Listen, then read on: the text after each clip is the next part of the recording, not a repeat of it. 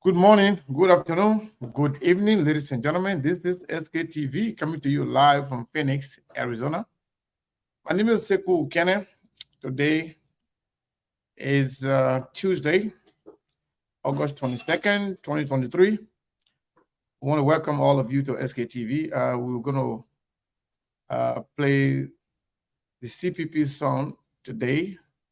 While we're doing that, we will be sharing the show. I want to encourage all of you. At the same time, we'll be trying to communicate with our folks in Liberia, speaking of Truth FM 96.1. So get ready, folks. We are here, and I want to encourage all of you to share the show. I say, really are coming, frustration coming. CPP coming with fire, Coron and retire. Just see the way we do the level. Papa go, Tengashoria, this more thing, Gashoria, there's nothing when Alice Cummins become president part of struggle fini. Government officials will stop stealing our country money. Common people starving, daily leaders having party. We've been praying for better days, but things just getting nasty. CPP coming politicians go for political weapon and funny. Retire was suffering, the hour is down. Alice Cummins spending the money. The citizens poor, but the country is rich. Responsible leader with 40 for change. First up one and first up two, take over the mansion and handle the key. I say, yeah. I got that one. Kuba mana iba kuna ngai ka dumo iba. Ka dumo iba. We celebrating marriage, making for the winning day. And it's gonna come show a face. You tell me who can show that face. I say we taking over, CPP taking power. And then go lead the team, they still want to favor it. We got the union opposition getting confusing. Hey, CPP coming with fire. Coron and retire. Just see the way we do the level. Papa go. Tengashoria, this more thing, Gashoria, this more thing, Gashoria. Yeah, we coming from CPP, we coming with fire. We helping the poor people, we can't get tired. Writing our culture money, you gotta retire. Local and Sanakuna and your rock. Nobody can make it.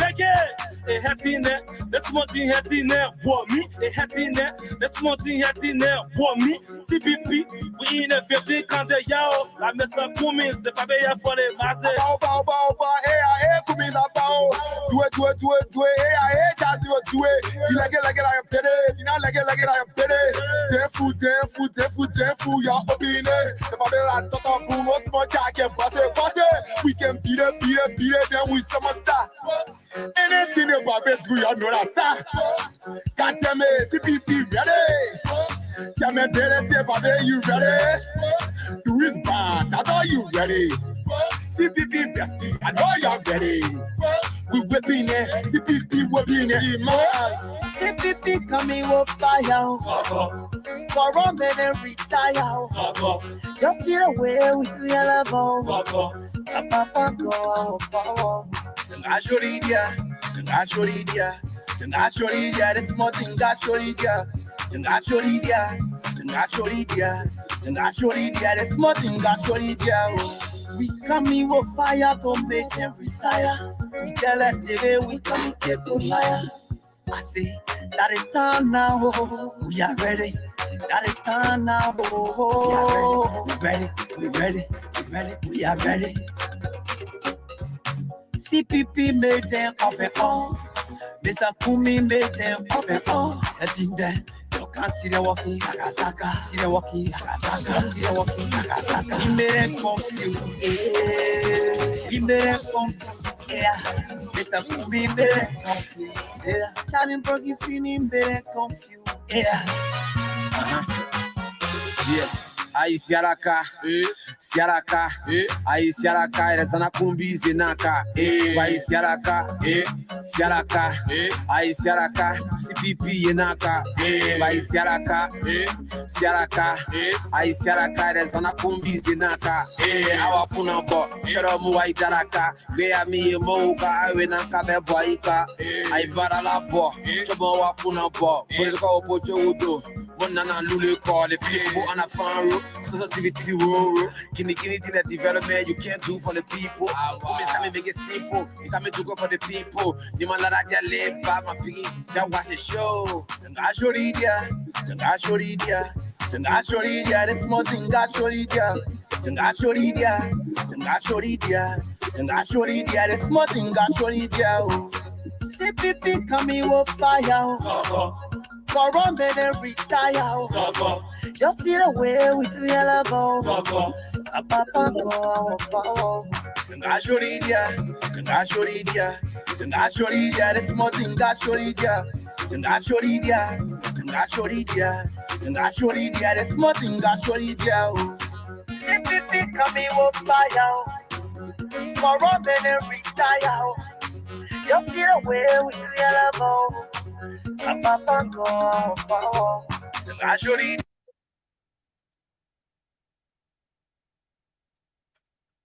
Seku, you are muted. Oh, I don't know, but you are muted. If you getting me, Yeah, Newborn, can you hear me? Yes, I'm getting you loud and clear. I don't know about All right. Okay, that's great. How are you doing today, my man? How is Liberia? Thank you, Seku. I'm doing great. Thank God for me. Thank God for my Liberia. And yes, we are doing a little bit good. The reason I'm saying a little bit is just that the news that come up from Bon County, especially from Banka, pertaining to the accident that just took place right there in Bon County. Accident, according to the information, the lives been lost. So I think we are not too good as we speak, because it come as a shock. In fact, there are a lot of Liberians who not thinking. You see people going out, maybe to go and campaign, or maybe to go out for anything. Maybe some people go on their farms, to hear about accident. It's just so terrible. But I'm doing great, and thank you. Today is the 22nd day in the month of August, and so the campaign started on the 5th. I can safely tell you that we've gone almost 17 days now into the campaign activities right here in Liberia pertaining to the elections that is stated for October 10th of this year. Yeah, so Liberia is moving strong. We are all moving about on our normal business. And the politicians, especially those top 3 or 4, I don't know, I'm sorry though, but I don't may know him. But we really see, we're seeing that the top 4 or 3, they are really doing their best, campaigning back to back, of convincing their own people. That this morning we saw the political leader of the CPP, Honorable Zana Comics, in district number 10. We have with that kind of just face it though, just walk. According to the information, just walk. So just imagine with that kind of crowd, just walk. Then later on, we saw the political leader of the Unity Party in district number 11 and number 12, doing their own political activities there, or political rally with the same thing, Liberian turnout, and so on. Then in Bomi County, the president of the Republic of Liberia was overseeing, and in fact, he stayed in Bomi County, they're campaigning. So far, so good. These are happening apart from the accident took place in Bon County, Banga, according to the information that 2 ladies lost their lives, but we're still investigating, and we are still making frantic effort to get all the information from that end of Liberia. Wow, thank you so much, Mayborn, and thank you, everybody. Please share the show if you haven't done so. Also, want to encourage all of you, if you just joining, this is SKTV, want to encourage you to support the platform. As always, we always remind our people from the beginning of the show, and also recognize people who support and donate to SKTV at the end of the show. I want to say thank you to all of you. Today is one of those days that we actually going to be digging deeper when it comes to politics. We saw a lot of political activities in Montserrat, also in Bomi County, like Melbourne alluded to. And today, Melbourne, we're also going to have the newly appointed chairman of the CPP Montserrat from Montserrat County. Speaking of Mr. George Wisner, he will be here to talk to us, to answer some of the questions, some of the concerns, and what lies ahead for the CPP. You know, Mr. Wisner is very, very eloquent. He understands the issue. He knows exactly what he's talking about. But we have a lot of questions to ask. There are a lot of challenges. There are a lot of challenges. There are a lot of other things that people want to know. But yes, we will do it. We want to encourage all of you. By the way, the last time I announced on my personal page that we're going to be doing some housekeeping, some cleaning up. I said that we're going to be deleting some inactive friends and add more friends that are active. Yesterday, I was able to delete close to 300 inactive people, and I will do more. Some of them, they don't even exist anymore. You know, Facebook started a long time ago. We've been on Facebook for a while now. So there are friends that don't exist anymore. There are also friends that are not active at all. You know, the way you know people are active, maybe if you have something going on, two things. If you have something good going on, something big going on, they will at least click like on it, or they will come and share the phone with you. If indeed you have a sad moment, like somebody passed away from you, and you put a death announcement there, at least they will come to say rest in peace. But indeed, there will be empathy with you. Yeah, if you have friends, they can sympathize with you or empathize with you, or share joy with you, or like or dislike anything on your page. They don't have to be there. No, they are just occupying space. So I decided to do that. I deleted almost 270 last night. So I will delete more inactive friends. It's no bad feeling, not that I'm against anybody, but even my critics, I love them more than people who are silent. Somebody that come on my page and criticize me, we argue, back and forth, you make your point, I make my point, no insult, I like that. But people, you're having them on Facebook, but they're not there. I don't see that as fun. Facebook is not about that. In fact, many people will say when they say hi to me or they say something to me, I will always respond to them, because I believe that that's what social media is all about. Socialize, say hi to each other, no bad feelings. You don't have to go extra mile. You don't have to do anything funny. But sometimes somebody even trying to reach out to you. Maybe they got some information to share with you. Some people just want to say hi to you because they admire you, because they like you, because they appreciate you. Some people see some girls, they will say hi to them just because they see them looking fine, but no other different intention. But no other motive. There are some guys too, some lady telling hi, all the boy want to tell them hi, the woman want them. Social media kind of perception. Social media is about socializing, appreciating each other, being friendly, and nothing funny.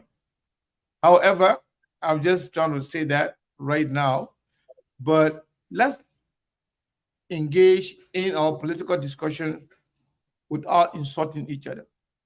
Of late, I've been posting a lot on my page, on my personal page. So I want you people to know, anything you see me posting on my page, that's my personal opinion. That does not represent SKTV.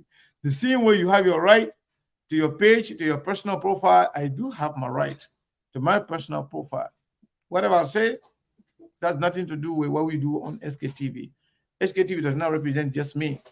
We have a team of experts, we have journalists, we have people who understand politics. Some of them are behind the scene. They don't even say anything, they don't even write, but they're all helping make SKTV for what it is. So that's why some of those controversial comments and some of the provocative, thing I can just put on my personal page so we can have it there and flip you up. It has nothing to do with SKTV. But yes, the question today is who has the momentum right now? And you are in Liberia. You have seen a lot of things. If you look at Jowea Group, you look at the following, you look at the people that follow them, you see that Jowea getting momentum. And if you look at the young people, the way they're coming out for Cummins, the young people, the way they're coming out for Cummins, you would think say that Cummins getting momentum. But then again, when you go see Joe Biden coming again, the way the party people, the way they are fired out, you will say again that Joe Biden got a momentum. So it's like everybody doing their thing here and there. But at the end of the day, I want to know who really has the momentum, who really got the message, whose message is actually resonating with the Liberian people. But some people don't have message. So something happened yesterday. And before Mr. Wishnu can come in, he's going to be here maybe around 11:30, which should be 6:30 your time. But before he got here, let's talk about some of the things that happened yesterday. So I listened to Joseph Boakai briefly yesterday, and then I listened to the whole thing last night. So after listening to it, I posted a few things on my page. Some Joseph Boakai supporters get angry, some of them insulted me, some of them came into my inbox, some of them wrote some stuff there on my page. I responded to some of them, not all of them. Sometimes some people come on my page, they write some stuff. I give them a little bit of attention, but not to really go, into consistent back and forth with them. I'll give you a little bit of attention to answer, respond to you, so you don't feel ignored. Even if you criticize me, I don't ignore you. If I ignore you completely, you got two reasons. I totally agree with you. I don't want to actually come and bother you with any kind of back and forth, or I consider you as not so smart, do not worry my time for me to come waste my time on you. So my silence got to, but we see me responding to certain people. I just believe that when they talk something that don't make sense, I don't want people to really, come and carry that notion that whatever they are saying is reality. So yes, Mabel, yesterday when I posted Joseph Boakai's father's name, he said Bundo. I saw that post from you. Bundo Yamba Tamba. Tamba, yeah. Bundo Yamba Tamba, that is his father's name. And his name is Joseph Boakai. Okay. Joseph Boakai. And he said, his being the fifth son of his mother, his name is Yuma, the Gishi tradition. And then he said, at very young age, he was sent to his family, his uncle and family people in Sierra Leone, there where he attended primary school. Imagine at that age, Joseph Boakai is almost 80 years old now. At young age. Those days, Liberia was Liberia around that region. Liberia was one of the best countries in Africa. In fact, many African countries never had independence at the time. In fact, places like Guinea, Ivory Coast, Sierra Leone, and a lot of different places, they were using Liberia. Liberia was like considered as like America to them. People used to travel to come to Liberia for education, for business, for opportunity. For somebody, a Liberian, to send their children to other people in Sierra Leone for high school. Then Joseph Boakai came back at age of 9. Age of 9, the auntie that he used to live with, the auntie's husband name, he decided to carry that last name, Boakai. By the way, Boakai is the first name. The name Boakai is the first name. I don't know about other people, but in the Mandingo and in Muslim tradition, the name Boakai is the first name. Boakai came from Abu Bakr. In the Mandingo and Muslim tradition, Abu Bakr also means Siddiqui. Hear anybody say hear the name Siddiqui, it means also Abu Bakr.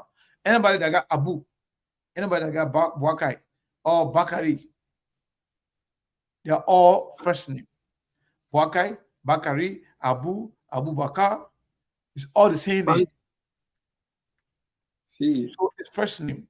But for Boakai to say he took his uncle's last name, that gave him the Boakai,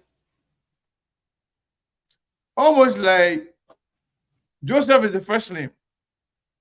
We agree with that? Yes, indeed.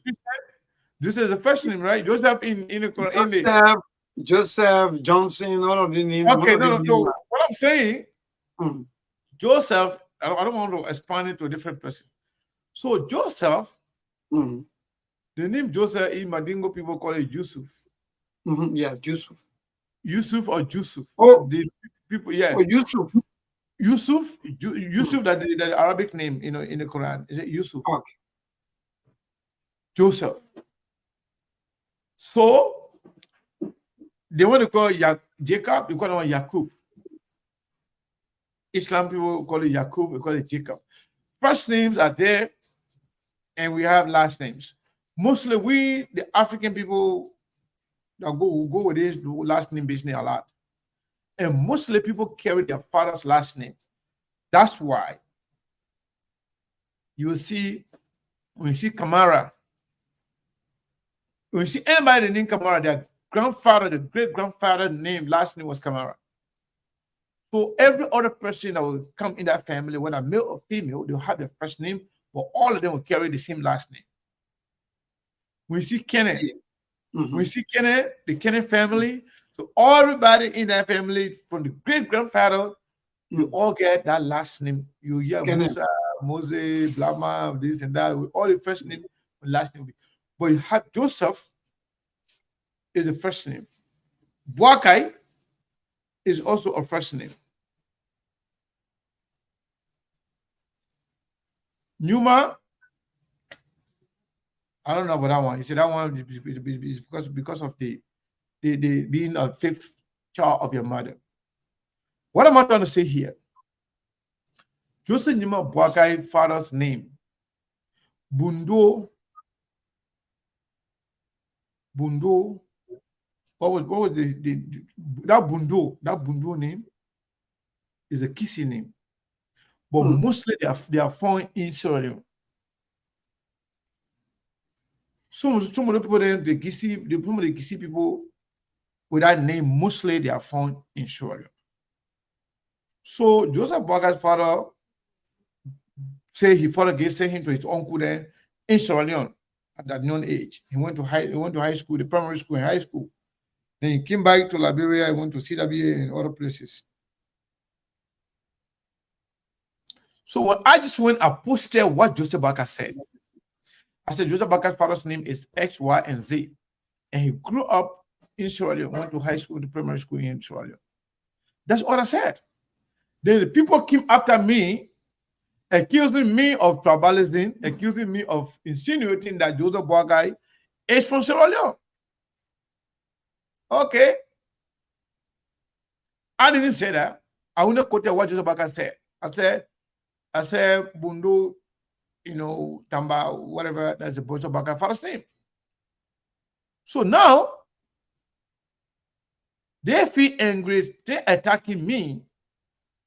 Even some of the idiots calling themselves Mandingo, attacking me. Oh, Sekou, you're not supposed to be doing that. Everybody got some family there, from Guinea, from Sierra Leone, from Ivory Coast. I said, I agree. I even believe everybody in Liberia came from somewhere. That's why we continue to speak against tribalists. That's what we said. When you live in a glass house, do not throw stones. Joseph Boakai with a questionable background, Joseph Boakai with a Sierra Leonean lineage, you not be the one engaging in tribalism. That was my point. And Joseph Boakai should not be encouraging tribalists to infiltrate his campaign, to infiltrate his team, and continue to overshadow his campaign. Everybody that are tribalists in Liberia are gravitating towards Joseph Boakai because they feel safe with him, because he's the ringleader of the tribalists. Now, you having a questionable background, how dare you talk about tribalism? How dare you talk about other people that you can come from America there, you don't know our country, you can come from America there, you can come here, you can speak the people's language, the people don't know you, and you want to be president. That's tribalism. That is ethnocentrism. You can't do that. Everybody agree. Everybody in Liberia agree that Joseph Boakai is a tribalist. Joseph Boakai was told that there were some misunderstanding between the Loma people and the Mandingo people in Lofa County. Joseph Boakai message to the people say, well, you need to send some people to Lofa to intervene. I've been informed that the indigenous and Mandingo people are fighting. The indigenous and the Mandingo people are fighting. So that means to him, Mandingos are non-indigenous. See the point? When you have your lineage, your background from Sierra Leone, but you are calling other tribes in Liberia that they are not indigenous. In 2017, when Joseph Boakai and Nukwe campaign was launched, their campaign slogan, they said indigenous ticket. You see that? They call themselves indigenous ticket. That is tribalism, discrimination, that divisiveness. So we start to point those things out, to just let Joseph Boakai and supporters them know that the fact that you have a questionable background, you have a Sierra Leonean lineage, like everybody else. If you go to Liberia, many people that live in the bordering country, in the borderlines, whether it's the Ivory Coast, a lot of Geo people, they got family on both sides. They got family in Ivory Coast, they got family in Guinea. Mono people, they got family in Guinea, they got family in Liberia. Crown people, they got family in Ivory Coast, they got family in Liberia. Mende people, they got family in Sierra Leone, they got family in Guinea, in Liberia. Ba people, they got family in Sierra Leone, they got family in Liberia. Kisi people, same thing. In fact, there's a region in Guinea called Kisidu. Whole region, also Kisi people. So they have Kisi people in Guinea. Why is it that people can say Thomas Fala, Jose, all the people, why people can say they're from Guinea? You know, when John Lowo came publicly and told me, Sekou, my mother is a Kisi from Guinea. John Lowo told me that. He was not shy to say it, because that is how we live as a country. But Everybody in Liberia, when you mention Guinea, oh, the Mandingo people. Yeah, the Mandingo people from Guinea. They got Kisi people from Guinea. They got Loma people from Guinea. They got Pele people from Guinea. All the people from the region. All the bordering counties and city and town and villages. People got family, intermarriages between country and country. They speak the same language. So the only way you can do politics in Liberia, you have to go with a tribal-free. You don't have to engage in tribalism. So my point yesterday to highlight what I did was to just send a message to Joseph Nima Boakai, the father USF coming in public on the radio, on national radio, to say your father's name that is different from your regular name. Your adopted people, your adopted parent name that you knew when you talk. Your real father name and everything came from Sierra Leone. USF saying it. So you should not be engaged in tribalism. None of us should engage in tribalism. That was the point I was trying to put across. And I did it sufficiently. I don't care about those blind loyalists. I don't care about those who calling themselves pro-Sanama Swan. I don't worry about them. I worry about the real and regular Liberian people. To know exactly what we're supposed to be doing as a country, as people. We're not supposed to be engaging in tribalism. We should elect people, support people for their competence and what they can do for Liberia. Liberia belongs to all of us. Nobody should discriminate against the other person. That's why with all the people that can criticize George Weah, I don't got a problem with them. But the minute they mention the host of Easton, oh, they may do everything for some Easton people, all that nonsense, I don't go for it. If George Weah is incompetent, he's incompetent. Period. It doesn't matter who you appoint. Indeed. It doesn't make sense to me. I don't support anybody because you Madingo, you cry, you Pele, you Gisi, whatever. I don't care who you are. If you are competent to do the job, I'll support you. If I know you have something for the Liberian people, I will support you. So Joseph Boakai being the one in the vanguard of tribalism, that's why we try to highlight, to shine light on his own statement yesterday. He said his father's name is, I'm going to go by again because I wrote it down on my page.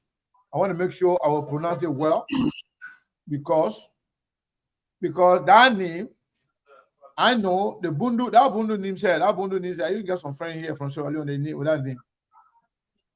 Yeah. So, yeah. Yes. So that the name Bundo Tamba Yamba. Bundo. Basically, Joseph Boakai last name is going to be Yamba. Because the father first name Bundo. And that Bundo need to the last name. I can't even understand Joseph Boakai. You kept messing up last name and first. So everybody got two last name and first name and last name. So everybody get, you know Bundo that last name, Tamba that last name, Yamba that last name, all those three that last name. But Joseph Boakai that father needed just to confuse the Liberian people. The father name is Bundo Tamba Yamba. His name is Joseph Nima Boakai. Because he was adopted by his auntie husband. The winner I haven't gotten here is the Joseph one, but I think he said that one too. But the Yuma, that one came from his auntie husband. So you get that kind of confused name. When you hear you say that from Guinea, you hear the other way again, you say from Sierra Leone. When you hear the other one again, when you say from somewhere else.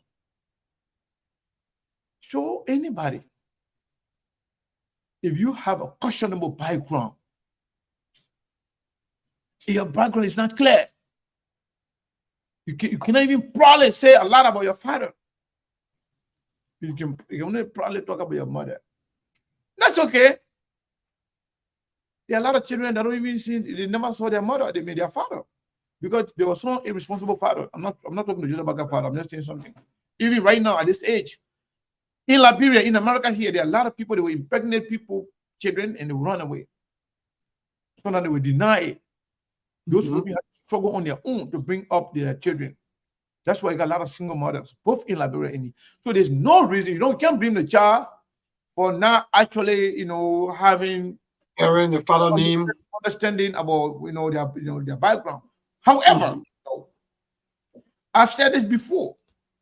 If you see anybody all the time engaging in tribal slurs, attacking people based on tribal line, promoting tribalism and discrimination, you see for anybody, check their background. They have questionable background. Same thing with this guy.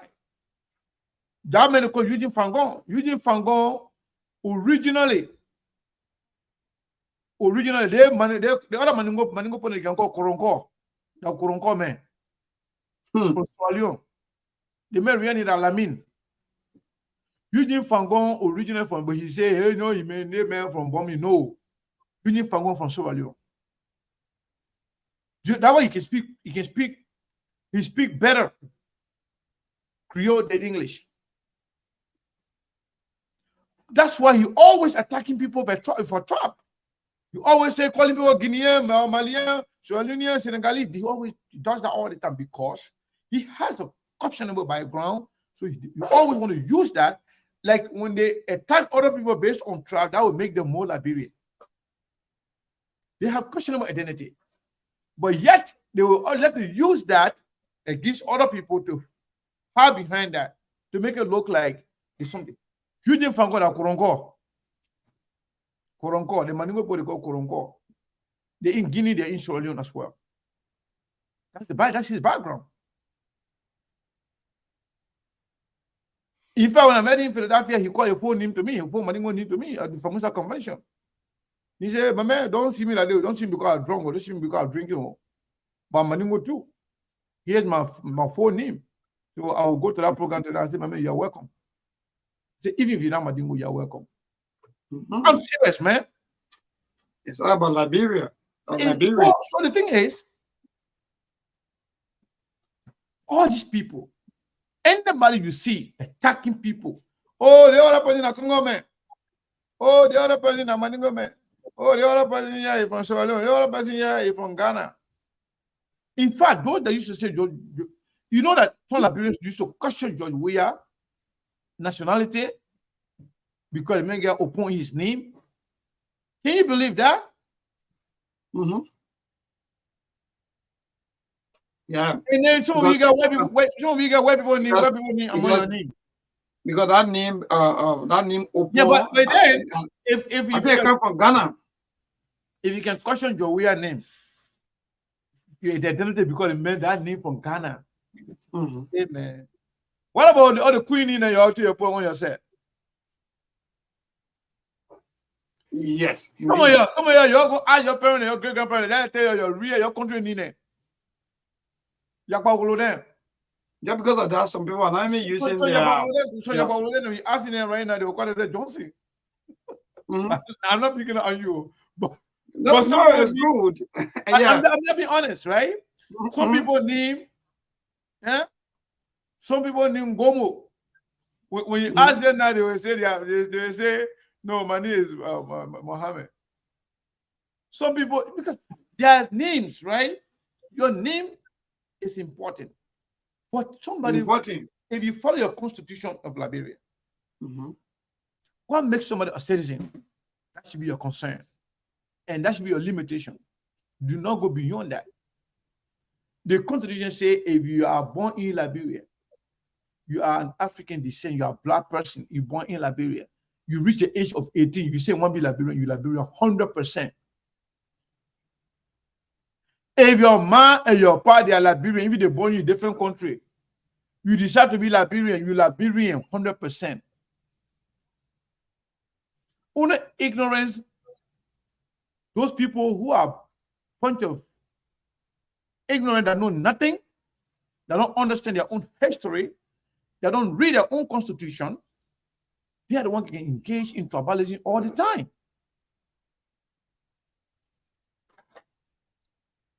When they talk about assimilation, back in the day, You do know how many of them, how many country people, they came from the village?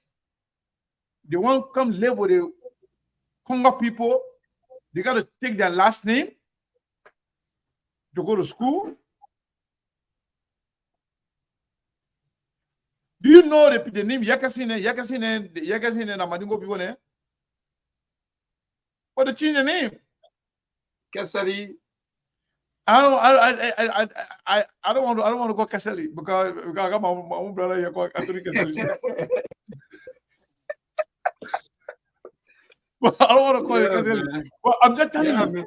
So like, for example, one of our own men, Lassana Sano, but they used to call him Lassana Kennedy, right?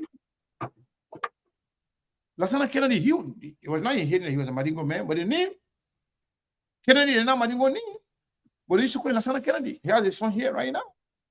He did not hide his identity. He was a proud Madingo, proud Muslim, but his name was Lassana Kennedy. But his real name is Lassana Sano. So people should not really discriminate against people because of their name, because of their tribe. If you are a Liberian, you are a Liberian. Nobody should question the identity of other person. If you go to Guinea, from Bayemu area there all the way come to the border of Bon County, the people are there, they are family, some family living in Guinea side, some are living in Liberia. Go to Ganta right there.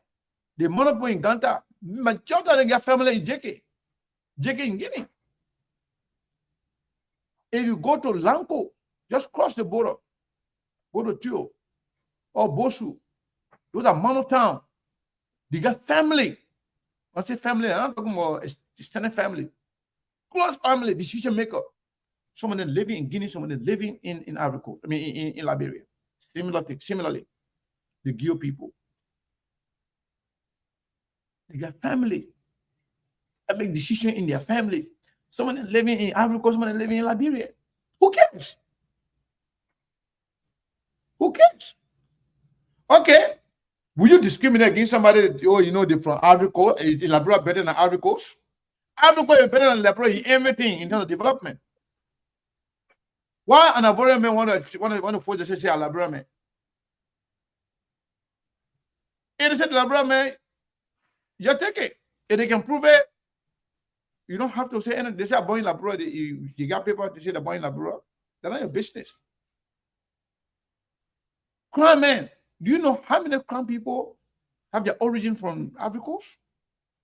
Do you know how many people that serve in a Satu under Samuel Doe that came from Ivory Coast that were not even speaking English?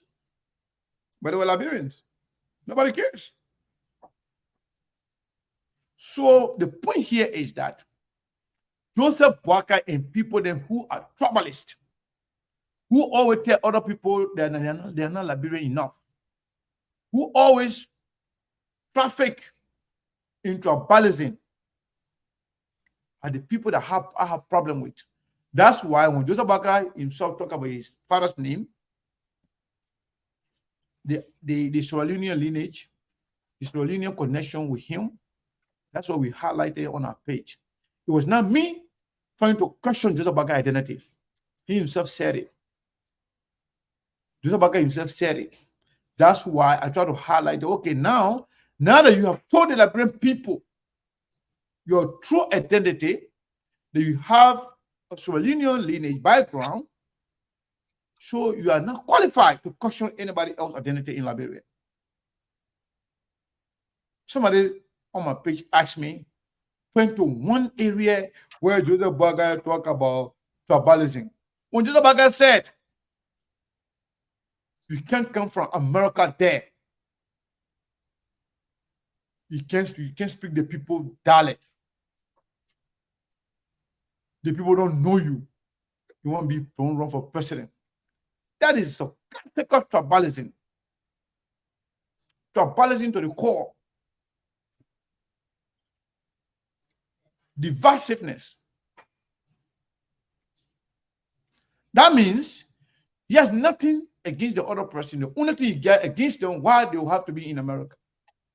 So being in America, spending time in America, That makes them non-Liberian. So here is the thing. Joseph Boakai support us. Not all of them, but majority of them are arrogant. They are arrogant. They are self-centered. And they believe in discrimination and tribalism. Majority of them. That's why, if you ask many Liberians, they will tell you, say, Joseph Boakai can be president of Liberia. Because Liberia will be divided based on tribe, based on county. That's why Liberians unanimously voted against Joseph Jima Boakai in 2017. Jowia beat him. Out of 15, Jowia beat him 14-1. Liberian people said, we like you, but we don't like your behavior. You are a divisive figure. You're dividing our country based on tribe, based on county. People should not be voted for because of from your country. People should be voted for because they are qualified to do the job. That's what they do. That's the only thing they rely on. All the things when you hear them, oh, come you don't understand Liberian politics. Come you don't know Liberian politics because come you don't know how to steal. Because come you don't know how to preach tribalism. You don't know how to preach tribal politics. Come does not understand that divisive politics is the one that can win them. Come does not engage in that, so because that's why they say communist does not understand Liberian politics. If communists cannot speak the tribal politics, then they say the man don't understand the people's language. Amen. George Weah, who made Liberia proud. George Weah, that the name, with a lot of countries, when you go there, you ask, even in America here, I've seen some different nationals from different countries. When they ask me, when I say from Liberia, they say, where is that?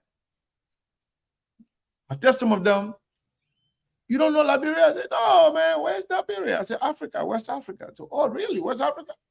We say George Weah. Oh, George Weah. Okay, AC Milan. Paris Saint-Germain. Okay. George Weah of Monaco, right? Yeah, the guy who wore best. But that George Weah, the mayor say, mayor proud. Some of you have the audacity because of politics to question the mayor identity that George Weah is not a Liberian. How sick can you be? How sick can you be?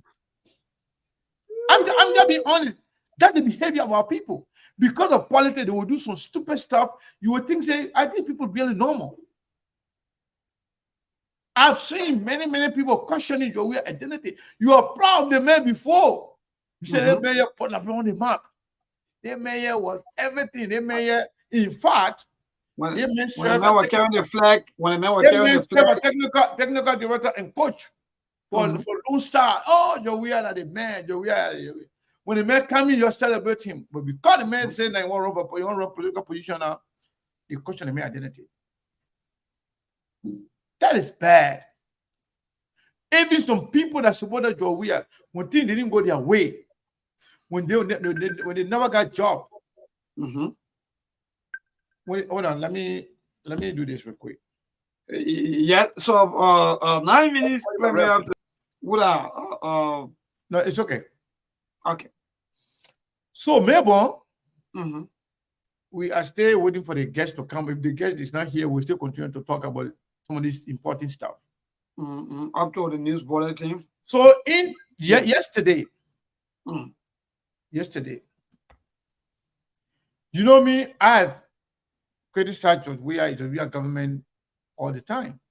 But I've never questioned his identity. I've never questioned his nationality. I've never questioned anything about him. I don't go on tribal line. That's not my politics. My politics is based on competence, on accomplishment, on your capability and your ability to do the work.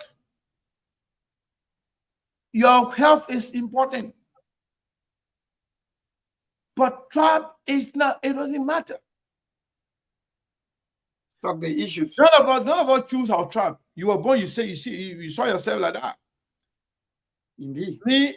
Me, if I had to choose my tribe in Liberia, I would have told God, say, make me from all the tribe. Simple. Let me speak all the tribe. You see? So let me speak all the 16 tribe. So that way, nobody can ask me. Nobody can ask me what tribe are you, right? No. But you know how you don't have a choice. You were born, you saw yourself as Gio, Mano, Pele, Mandingo. But that doesn't make you any different. Our behavior, our attitude, our intellect, our accomplishment are the difference maker. Again, yesterday, Benina Ure was attacked, I believe, from listening to Joseph Mabuagai. I don't think he really planned to attack Benina Ure. I am not speaking in defense of Joseph Mabuagai. I'm just speaking on facts and based on my observation. But you see, politics is dangerous. Political time, you got to be very, very careful. You got to be selective. You got to be measured when you speak. Joseph Boakai was trying to make himself like this poor Liberian man. This man who has some kind of sad upbringing. This man was so kind of pitiful. This guy suffered. This guy went through a lot. This man is a normal man like you. This man is somebody who is very, very, very, easy going. This man, he doesn't like trouble. This man like peace. This man is a peaceful man. So he got to make himself like all the good things in the world. He didn't mean to actually attack Benina Ure. But in doing so, he didn't have to call Benina Ure name. When he said he's trying to present himself, he's the peaceful man. He's the peaceful man. He's the only man that loves peace in Liberia, that loves Liberia. He's the only man that cares about Liberia. He's the only man that suffers. He's the only man that is a normal person. All the other people, then they are elitists. I heard him saying some things that was also divisive. Trying to sound like the other people then had the opportunity to rock car. I never had opportunity. I used to work. Other people had the opportunity to ride bicycle. I never had opportunity. I used to work. Other people had opportunity to have their own room to themselves. I used to sleep in one bedroom with 3 people.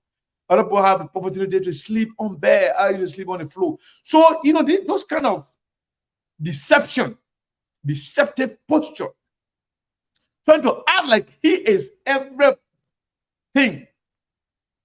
Then when he put his own foot in his mouth, by going to say, I was peaceful, I wanted peace, everything I'm good for about is peace, everything about me is peace, even though I have people around me that didn't want peace, including Benina Ure. Benina Ure said we should pour, you got 15,000 men, we should pour them on the street. I didn't want to put people on the street to kill people because I was told people at the Coca-Cola factory there were armed, insinuating that Benina Ure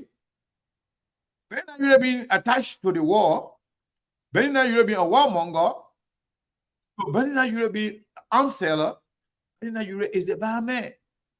Joseph Boakai is the good man. Benina Ure wanted encouraging to put 15,000 people on the street, but because Joseph Boakai is so peaceful, man, Joseph Boakai didn't want that to happen. Because Joseph Boakai believed that he said, The people that Benina Yure want to put on the street out there, the 15,000 people, they got armed. They got armed with them. I don't want to kill people. So Joseph Boakai problem was to market himself, present himself as the peaceful man. Then he went, he stepped on Benina Yure. However, though, Benina Yure response yesterday to Boakai, it's not credible. I'm just being honest. Benina Yure response to Boakai is not credible. Anything Benina Yure said, Allah. All the bad things Benina Yure saying today about Joseph Boakai because Joseph Boakai did not accept to follow his lead. Because Benina Yure said he want to be take the front seat. He want to be at the head of the table to make decisions as to who to be Boakai's vice president. Because Benina Yure did not get his will, now Boakai is the bad man. No, Boakai is not bad man. Boakai is a good man. Benina Yure can be brave and say, Boakai the one that told me I'm going to go sue Commies. Are you a kid? Are you a child? So shoot people and kill them. You will shoot them. Anyway, our guest is here. So we will miss the news bulletin today. We're gonna go to the guest. Okay. That first 15 minutes, the guest must will have a conversation. We'll go back, we'll come back to the radio. We'll continue the conversation. Thank you. So first, we just there. Yeah, they're done to the attention that this break coming up next is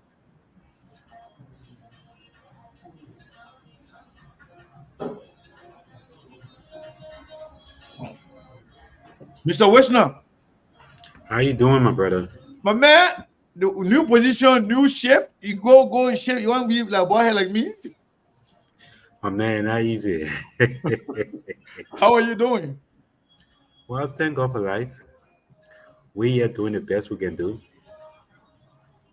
Well, do you want us to wait for the 15-minute news bulletin so you can be on the radio, or you want us to start a conversation while we are doing it? Let's wait to get on the radio. Yeah, because you will do more on the radio, right? All right. Okay. So yeah. So at 8:15, I'll bring you back on. Just make sure you are the background, on the backstage. Now 8:15, I'll bring you back on. All right. All right, sir. Yeah. So Benina Yure statement about Joseph Boakai is not credible. Benina Yure said yesterday, if any more attack on him, you have something about Joseph Boakai when you say a man whose presidential ambition will die. Really?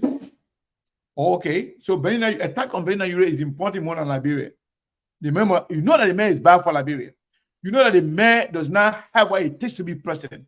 You know the man is a divisive figure. You know all the bad thing about the man. But you're waiting for the man will attack you for before you can say, people say, no, they made a bad man. Come on now, Mr. Yure. That's not fair to the Liberian people. You can't do that. If you think Boakai is bad, and you will stay in bed with Boakai, going to destroy other people, you think Boakai is bad? But just a few months ago, you were saying to the public, you were telling the public how you want to be in the vanguard. You want to be on the front row, on the table to decide who to be Boakai vice president. Knowing the fact that Boakai is bad, you say Boakai is bad. Boakai got something that when people hear it, they will not vote for him, they will not make him president. But you keeping that to yourself, we're not waiting for you to be attacked. You're not saying that is that good person, you ain't good to Liberia? Do you really love Liberia? Or you're not waiting to be attacked first? If you tell the Liberian people say they made a bad man, they can't be president, they may got nothing for Liberia. So yesterday, Benina Yure did something that I think was good to some extent, but was not enough.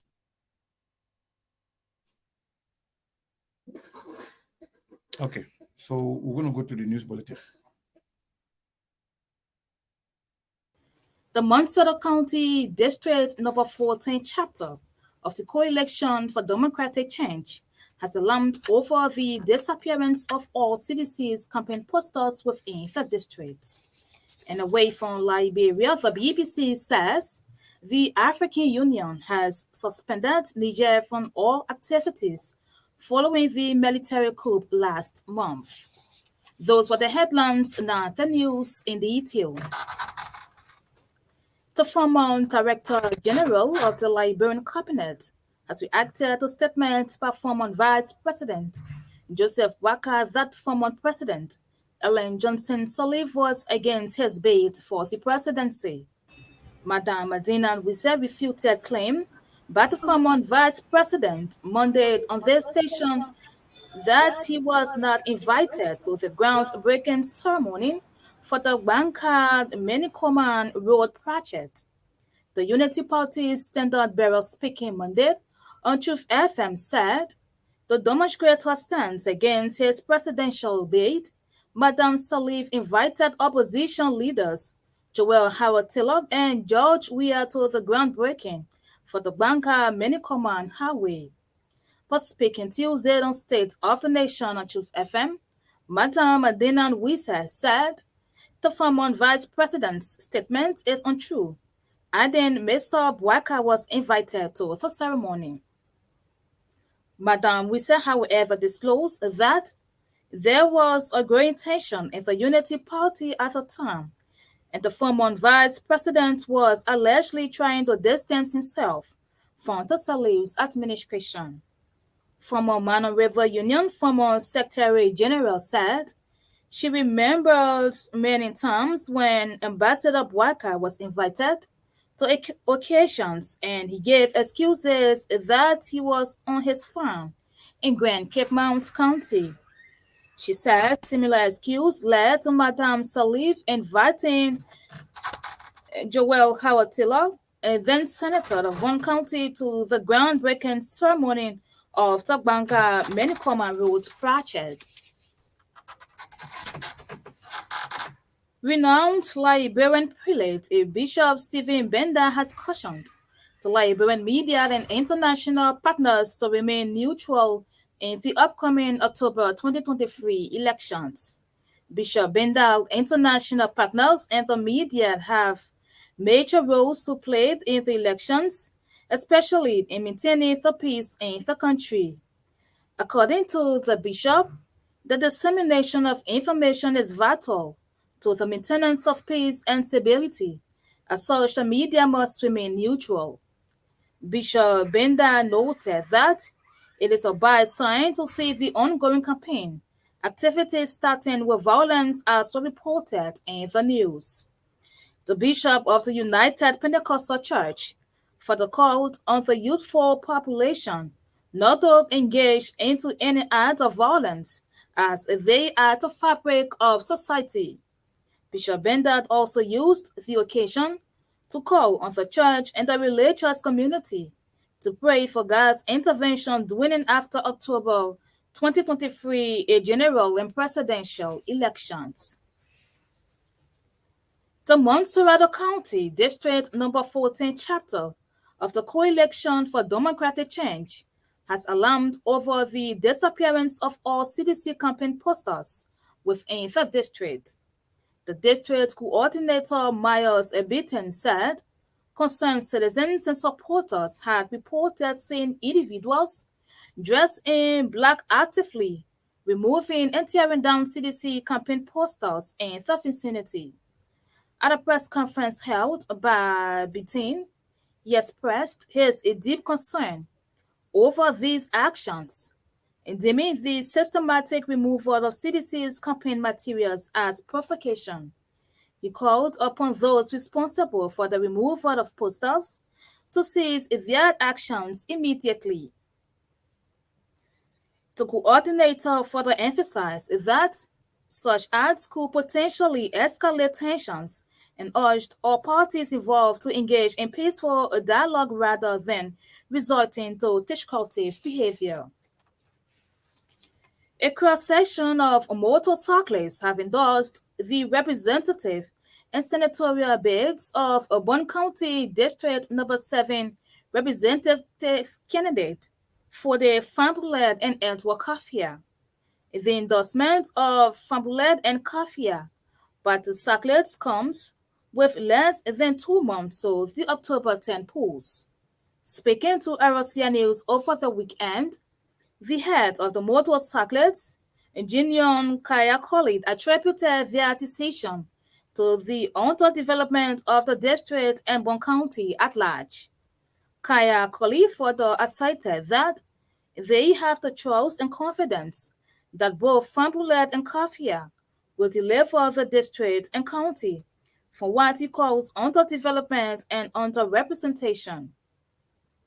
Receiving the endorsement, Bon County District Number 7 representative candidate for the Fambuled expressed gratitude to the Sacklets for their decision and promise not to dash their hopes. Fambuled noted that they will ensure that the 6 and 9 years decisions by the people of Bon County will not be wasted by years. Instead, it will be used for the intended purpose that will bring relief to the people.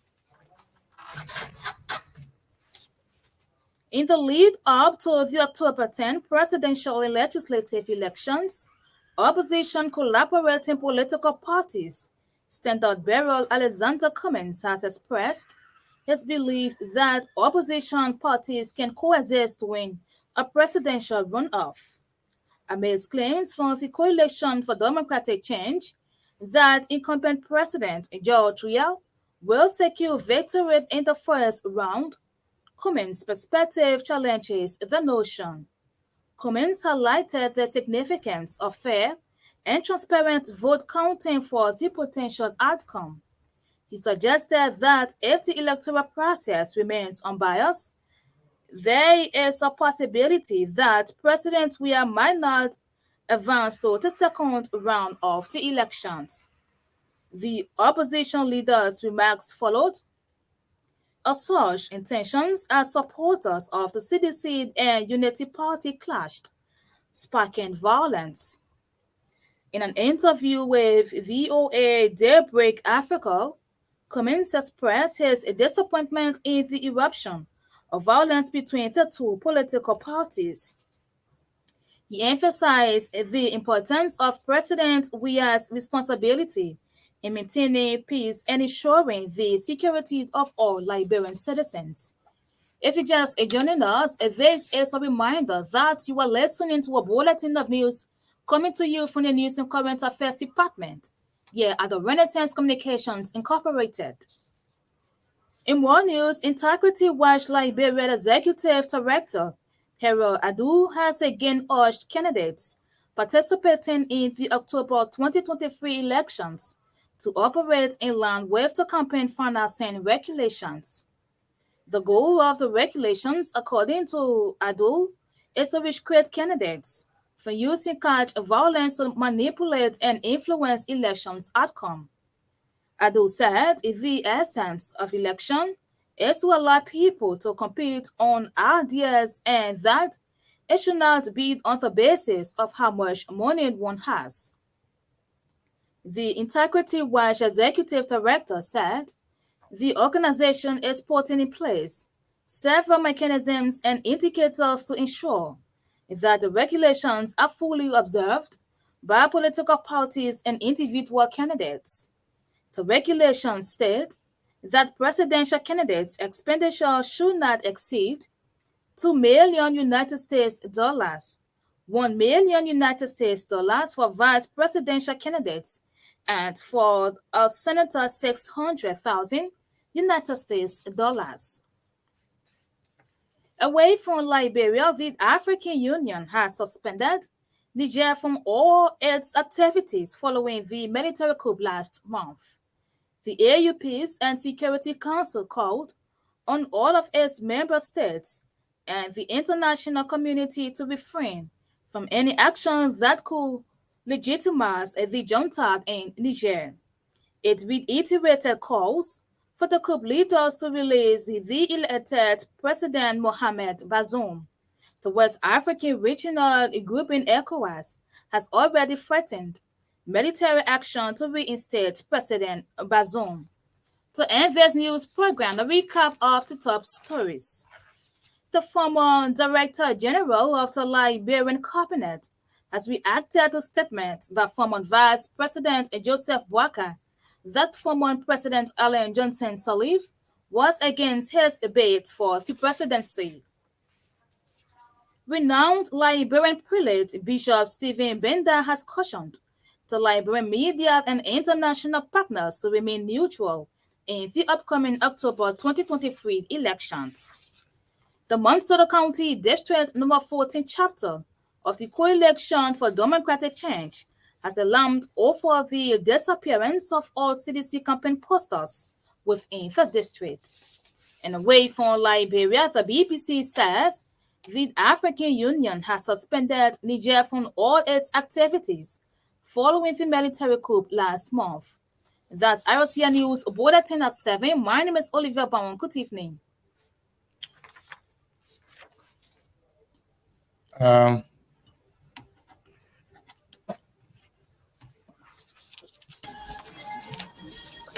So we will leave the radio for a minute, for a second, while Mr. Johnson Mayborn Kula get ready to join us. Mayborn, let me know if you're ready so we can. Tonight, on which they will bring you 45 minutes of news coming from our newsroom, Truth FM 96.1. So first, we are continuing with our program, the SKTV, up to 8 o'clock on tonight. Sekou, if you are ready, I'm set and ready from my media in studio. I'm ready, and I believe Mr. Wishno is ready. Yeah. I will call you Chairman Wishno because he's the chairman now for the CPP campaign, Montserrat County. Am I right? Yeah, you're right. I was named campaign oversight for Montserrat County. Yeah. So first of all, let me start by saying congratulations, my brother, to you. Thank you and very the much. entire team. Thank you very And much. regardless of where you find yourself within the political spectrum, no one doubts your ability, to make the case. So I follow you briefly the other day when you were on, it was OKFM or Truth FM, one of them, I'm not too sure. OKFM. OKFM, yeah, but you did marvelously well, in my opinion. But again, you are live on SKTV. Like you said, we have had a lot of plan to come on, and for some reason, it has not materialized. But now that you are here, what's going on with the CPP, my man? What's going on? You think you're going to win Montserrat County for the CPP? We are going to win Montserrat and we're going to win the elections. That's the most important thing. Because one You're gonna win county the doesn't election? win, we're going to win this election. Wow. So where is that confidence level coming from? The confidence level is coming at two levels. First, the betrayal of the confidence of the Liberian people by Mr. Weah and his government has led to a lot of disappointment, a lot of frustration on the part of the Liberian people, and there is a strong desire for change. There's a strong desire for someone who will help to reverse the paradigm and put Liberia on the right trajectory. Our confidence comes from that because Mr. Cummings represents that someone. The second source of our confidence comes from the fact that we have prepared ourselves enough throughout these processes, prepared for these elections, and we are making our case to the Liberian people. We think we have a story to tell. We think we have a vision for the country. We think Mr. Cummings has demonstrated both in his previous capacity where he worked and even with his entry into Liberian politics, he has demonstrated consistently that he represents the kind of managerial leadership that this country so desperately needs. So the combination of all of those, and most importantly, they suggest our pathway to victory. If you look at the electoral map of Liberia, you will see that Mr. Cummings has a clear pathway of all of the other candidates in the race. So, if I may ask you, Mr. Wishno, if you look at the activities in the county right now, specifically Monserrado County, it's like a no man land. Anybody got out, they got some crowd behind them. Anybody got out, they got some crowd behind them. So what makes you to think that CPP is going to win it? When Jovial comes up, it looks like the whole city is there. Same thing with JNB and the Cummings. So what actually gave you that confidence to say, you know what, we're going to win this? Especially That's a Monserrado. very beautiful question. You are right that Monserrado is the melting pot, and Monserrado is going to attract a lot of interest from all of the players in the race. And the reasons are that one, Monserrado alone constitute nearly 36 to 38% of the entire pool of voters in these elections. Almost 900,000 registered voters are from Monterrey County out of the 2.4 million registered voters. If you were to look at the trend, the statistical trend of the voting population from 2005, you will see that 74 to 76% of the voters actually turned out to vote. If that were true, Monserrado County will constitute nearly 750 to 800,000 of the voters who are going to take part in these elections. So obviously, it attracts the interest of everyone. But the reason why we are very confident is, again, pointing to history and also to current political reality. First, history. The history of Monserrado has shown that it has always been a difficult ground for the incumbent. Since 2005, in fact, as far back as 1978-79, when the opposition wanted to test her prowess against the ruling establishment, Monserrado was the testing ground. Probably, Sekou, you are very young. I was a young boy at that time. I did not know myself, but I know very well, growing up, my parents talked about the famous mayoral elections that Dr. Amos Sawyer took part in. Monserrado was the testing ground to hold the True Party to account. Even in 1985, with the funding.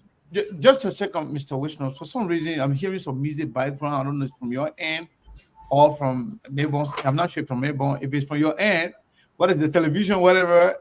Because whatever you're saying right now is very, very, very important. We want to get everything 100%.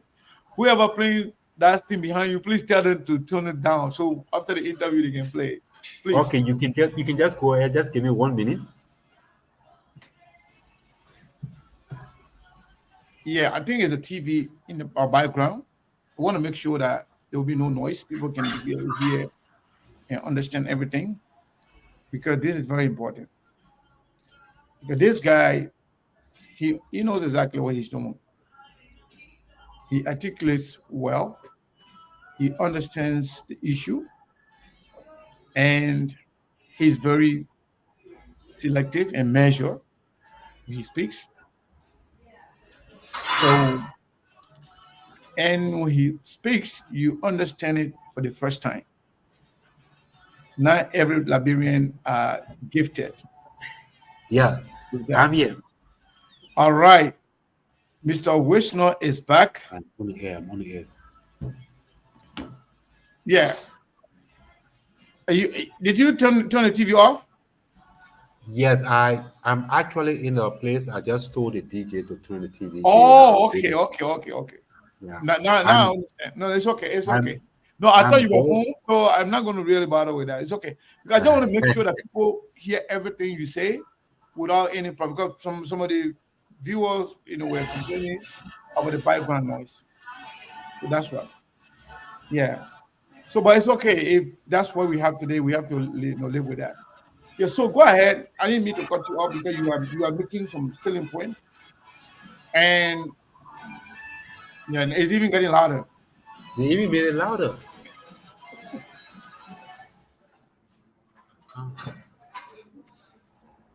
Okay. All right. Yeah, that's okay. That's okay. Yeah. So, So, so yeah, I was saying on the Monterrey piece, you want me to continue on that, right? yeah. I want you to continue on that because I have a follow up question on that. So I want you to conclude on what you were saying. Go ahead. Go ahead and So conclude. your question specifically was why we are so confident in Monterrey. Yeah. And I just gave you the first historical instance. Uh, Incumbents have always struggled in Montserrat County, whether it was the True Whig Party government or whether it was Samuel Doe, even with one of the most fraudulent elections in 1985, the ruling party still could not hold down Monterrey County. Madam Salif won Monterrey County as senator in 1985. Fast forward, even after the Unity Party assumed authority in 2005, it was not an easy fight in 2011. And Cubans have always struggled with our capital cities. The reason is that the people in the capital are relatively more informed, more labor, and more educated. And because the government is in the capital city, that's the center of gravity. So they are the first to see the flaws of the government. And so in our instant case with Mr. Weir that have failed miserably, that have performed so dismally that people pockets are hurt, the economy is hurting. The appetite for change in Monrovia, in Montserrat, is higher than that of any other county. So, with the combination of that, so that puts CDC at a disadvantage. Now, why are we confident that Mr. Cummings will win? Because people in Montserrat County are yearning for change. They will look at the candidate that represent a shift in the paradigm. Of the three major candidates that you have in the race, Mr. Cummings, Mr. Weir, and Ambassador Boyka, you will find out that only Mr. Cummings can run on a platform, not the other two. Mr. Boyka cannot run on a change platform. He can run on a resurgent platform coming back to the stage. Mr. Weir cannot run on a change platform, only a continuity platform. And God forbid, no Liberian want continuity of the current mess that we have. So it puts Mr. Cummings in a very, very, strategic role. Then Mr. Cummings have appealed to demographics that are akin to Montserrat County. Sekou, it is a fight. Mr. Cummings in 2017, even with him being relatively unknown and entering into the electoral process just about 18 months to the process, was still managed to come third in Montserrat County. In fact, more than 50% of his accumulated votes were from Montserrat County. So he already has a base in Montserrat County. What we are doing and we have succeeded to do is to expand that base, to retain that base, and to launch out more. And Mr. Cummings is likely to appeal to demographics such as the women votes. And the women votes in Montserrat County for this election, you have more women registering than men in Montserrat County. We think it is a constituency that is most likely to lean to a Cummings message because they are hurting most. They have to worry about their children. They have to worry about their children's future. They have to worry about how to feed the family. They are the direct victims of Mr. Weir's reckless handling of our economy and the governance system.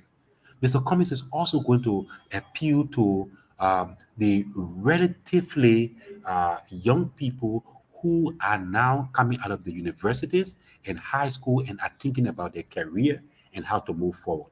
This demographic we think we can explore. So the combination of all of those gives Mr. Cummings a clear chance to sweep Montserrat County.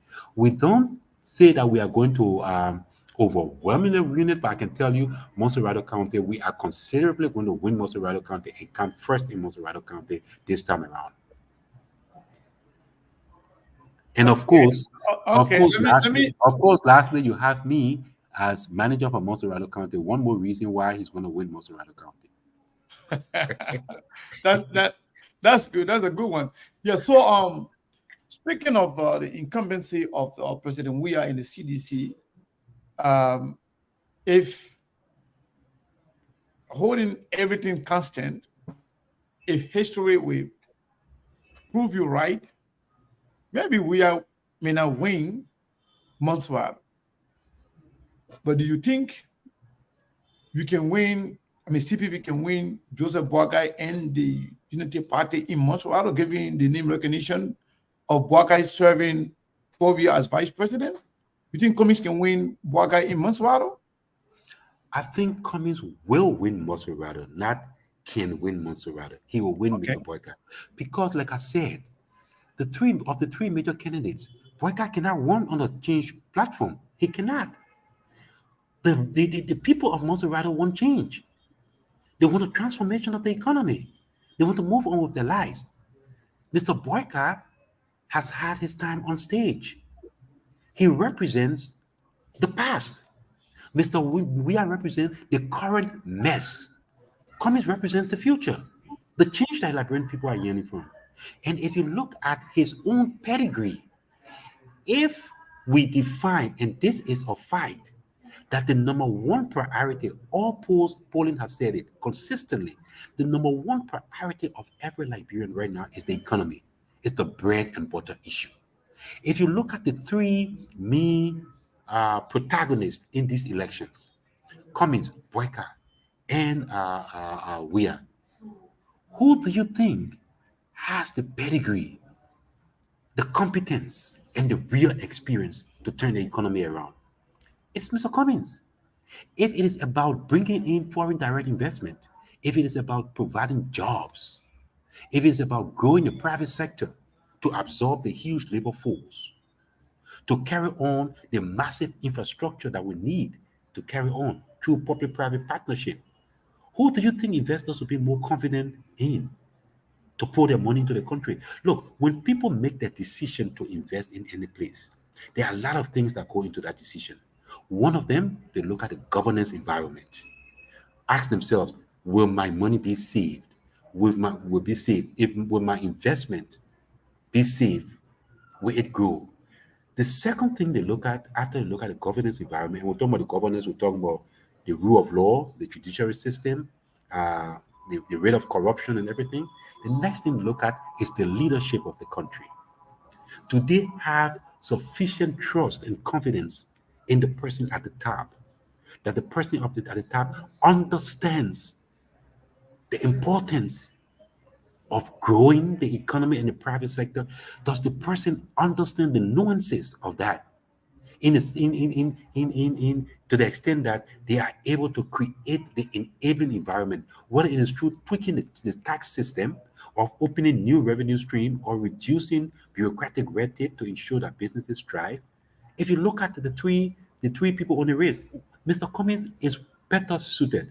Not that Boyka is not educated or Weah is not educated, but there is a difference between qualification and competence.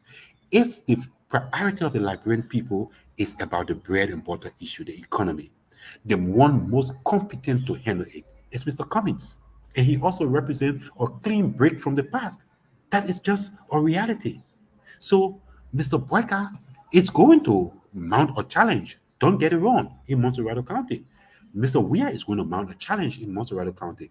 But we are saying that Mr. Cummings is better placed, well poised to take Monserrato County, to win Monserrato County. And All right, honestly, Monserrato, not to cut you, I still want to give you more time to talk about this Monserrato, because I'm concerned about Monserrato. Mhm. And per history, if you win certain percentage in Monserrato, you will make it to the second round. So I'm asking you, what is your target or projected target number? Let's say, for example, we have about 800,000 people. We don't know of that percentage how many people will actually show up and vote. But assuming at least we have 700,000 people voting,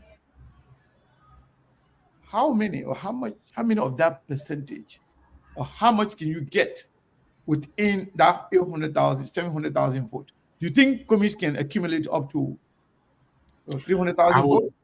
I will give you three scenarios. You know, we are planners, we are strategists, and when we enter into a process, you're right, we have clear targets. In fact, we are already reaching our targets. Mr. Cummings came third in the last election. He had 10.4% of the total vote of Montserrado County, which put him in third place. Mr. Boyka at the time had 24% or 27% thereabout of the vote in Montserrado County, which put him in second place. And the eventual winner, Mr. Weir, had 48% of the votes of Montserrado County, which made him first. Now, with all of the analysis that we've made and the work that we have done, and the appeal that Mr. Cummings has made, the gains that he has made over time, we are confident that in this election, best case scenario, Mr. Cummings is going to take about 43% of the votes of Montserrado County.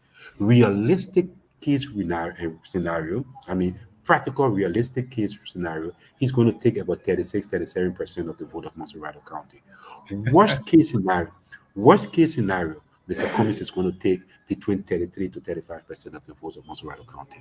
Those are the three scenarios. So assuming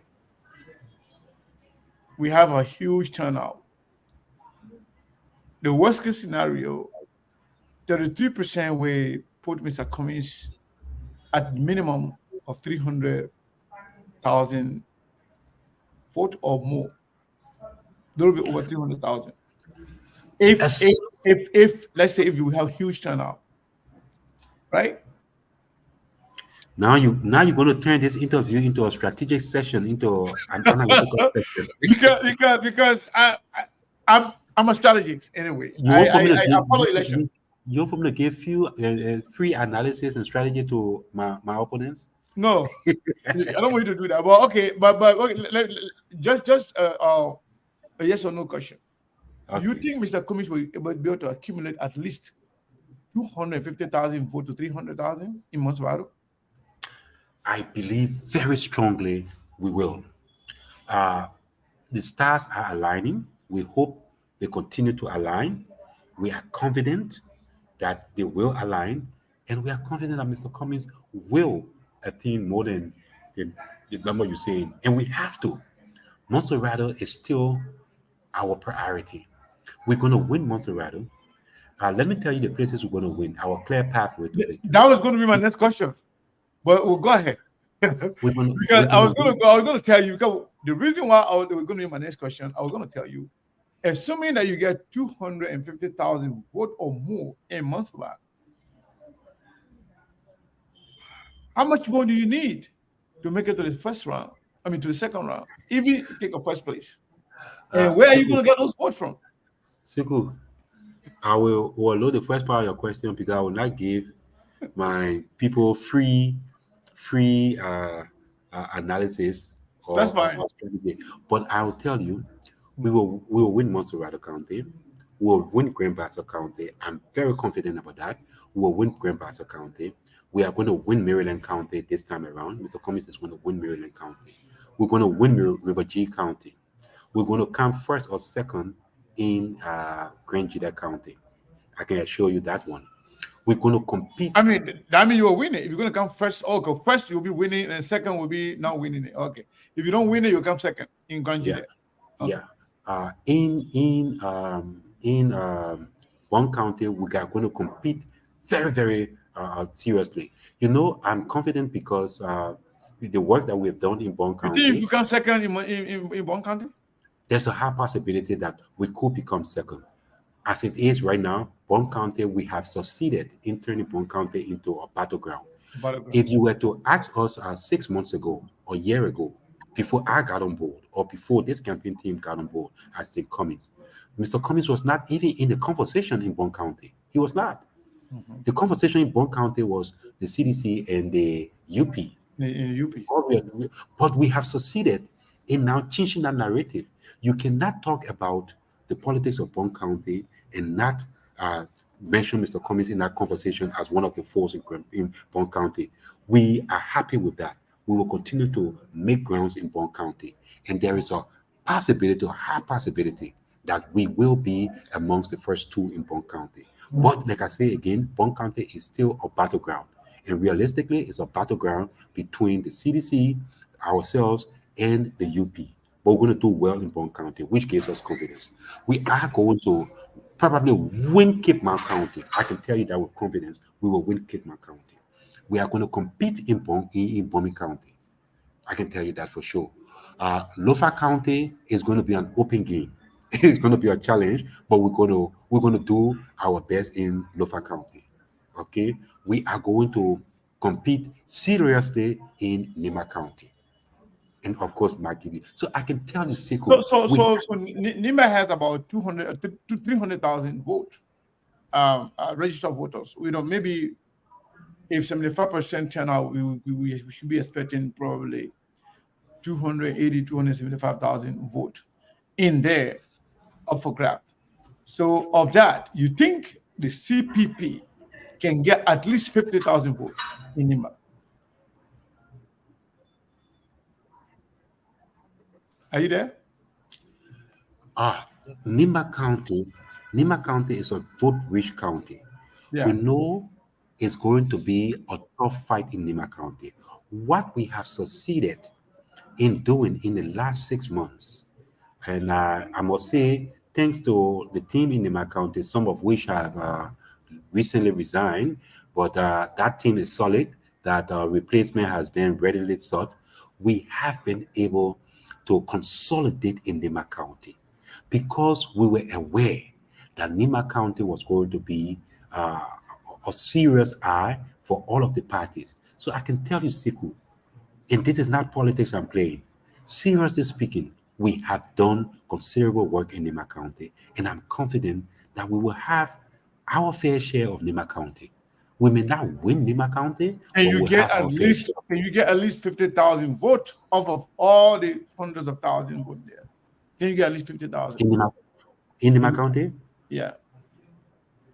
I'm very confident that we might get even a little bit more than that, or 50,000, but I'm confident. Look, Sekou, I am not saying this to boast, except there is some historical accident. Unless there is some political accident, I see no reason why we cannot win this election. We will win these elections.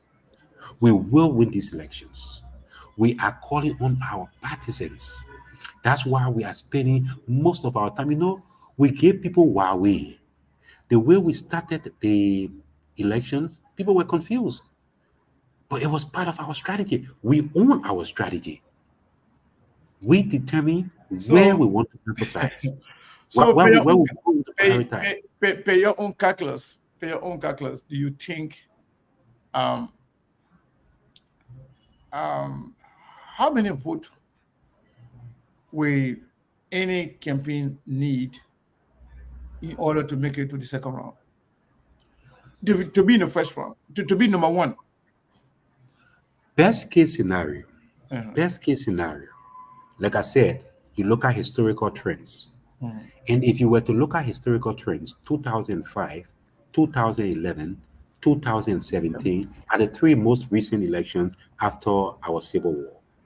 If you look at those three elections, on the average, Liberians the turnout has been on the average 76% of 76%. the registered votes. Yes. I mean, in sometimes it varies between 74, 75, but on the average, it has been 76%. So we assuming that this trend continues in this election that we are going in, I would think any candidate for us, we know our numbers. And Sekou, I don't know whether I should call it, whether it is prudent for me to say, but No, you don't have to. You can get general information. You don't have to say anything, about CPP in particular. yeah, but generally, any candidate that reaches 600,000 might probably could make it to the second round. I'm saying this to say, in the last election, in the first round of election, Mr. Weah got about 400. pretty close to 34%. 400 I think a little bit over 500,000. Yes, in the first round, and it took to the second round. Mr. Boyka had 400 plus thousand. Yeah. It took him to the second round. I don't think it is going to be any far from these that. elections. I think anyone, but because we have a slightly higher number of people registering in this election, anyone making the second round will have to have at least 600,000 votes. And we are confident. We are confident that we are confident that we will exceed 600,000 votes. Okay, walk me through. Walk me through. No, I'm not going. I'm just going to say that I'm not going to walk you. I'm not going to walk you further than that. Okay. So, Mr. Wisner, thank you so much. I always enjoy your conversation because so given what we know, are you competing in Lofa County? Look, we are going to endeavor to compete everywhere. But you only got 49 days to go. Are you Yes. competing in Lofa County or are you writing off Lofa County? We don't break out anywhere. You may be surprised. Look, we may not win certain counties, and we have to be realistic. That is a fight, but that doesn't mean that we don't fight in those counties. Even in the United States, where you are, we have red states, we have blue states. We have some areas where the emphasis will be more, the priority will be more. You will see the trust will be more. In some areas, we are going to employ different strategy, but we're going to compete everywhere, Siku. We're going to compete everywhere because Let me ask you this very important question because you come here. If I don't ask you this question, it will be very unfair to you and the CPP. Yeah. There are people stay on the fence. There are people that are considered undecided voter. I believe there's no undecided voter in Liberia. There's people who are keeping their cut to the chest. They know exactly what they're going to vote, but they will not tell you. But let's assume they are undecided voters. What message can you give to them listening to you right now that will make them to shift to say, you know what? We'll be on the fence, not knowing where to go or not deciding who to support. But because of what I heard from George Wisner, one of the campaign chair for the most populated county in the country, factor in my decision to vote for Cummings. What can you tell them that will serve as the motivating factors to driving their decision to vote for Cummings? Very good. Before I answer your question, let me first clarify that recent internal polling by ourselves show that nearly 40% of Liberians, surprisingly as it may, are still undecided in these elections. And what this tells me is that most of those undecided voters are most likely to vote for Mr. Cummings. But you are right. We have to have the right kind of message and reach out. How do I know that they are more likely to vote for Mr. Cummings? Look, if you look at the kind of reckless, extravagant display of the loot from the economy of Mr. Weah, if you go all over the place, the way he is recklessly displaying resources, one would have thought that Mr. Weah had already won those elections. It's not. Those who will support the CDC has already made up their mind. And even with them making up their mind, recent polling shows us that Mr. Weah does not even have 25% of the votes yet, which is Mr. Weah is not going to grow that beyond an extra 3 to 4% as hard as he might try. He's not going to do that. We also know that the former ruling party, the Unity Party, because of Mr. Boyka's name recognition or so, those voters who would have otherwise made up their minds who to vote for have already made up their minds, many of them for Mr. Boyka. Many of them for Mr. Boyka. And even with that, polls shows that Mr. Boyka is still hovering around 22, 23% of the voters. I've done believe that Mr. Boyka is going to add an additional 5% of the vote in the next month or so. So, if you look at it, most of those who also the hardcore people who will vote for Mr. Cummings have shown their hands, like myself, like the ANC and the other people. Mr. Cummings right now is trading around 21% of statistical tie between him and the Unity Party. Now, so if you look at it, the huge population of voters, almost 40% that have not made up their mind, are people who are frustrated with Mr. Weah. They are tired with the suffering. They want a change of the situation. They don't want to vote for Boyka because they think Boyka is also part of the past. And the fact that Boyka running it in Jeremiah Kuhn, who in effect is a puppet of Mr. Prince Johnson, and Prince Johnson on Boyka's ticket. The voters know clearly it is not a break from the past, it's a continuation of the past. If you look at Jeremiah Kuhn's record, he's on the Senate Budget Committee. He had, in that budget committee, has been in public procession, embroiled in every form of misapplication, mismanagement of our resources. So the vast majority of the population don't see any change in the Boyka Kuhn's ticket or Boyka Kuhn PYJ ticket, Prince Johnson ticket. So those people who are undecided, they don't want Weah. They certainly will not go for Mr. Boyka. They certainly will not go for Mr. Boyka. They have a desire for change, and they are waiting. Mr. Cummings, what Mr. Cummings needs to do, because he's not the only change candidate. There are other change candidates in the race as well, but he stands the better chance of all of the change candidates in the race. So Mr. Cummings' message is what will change them. And then what I say to them on your question now is, what do Liberians want at this particular point in time? The vast majority that are undecided, and according to opinion polls, and we're talking about the radio one, credible international polls, about 37 to 40% of Liberians up to now have not decided who they would definitely vote for. But if you were to go further down the question, all of them, one thing that they are united about is that all of them want a change from the current situation. So what change are we talking about? I started from the beginning.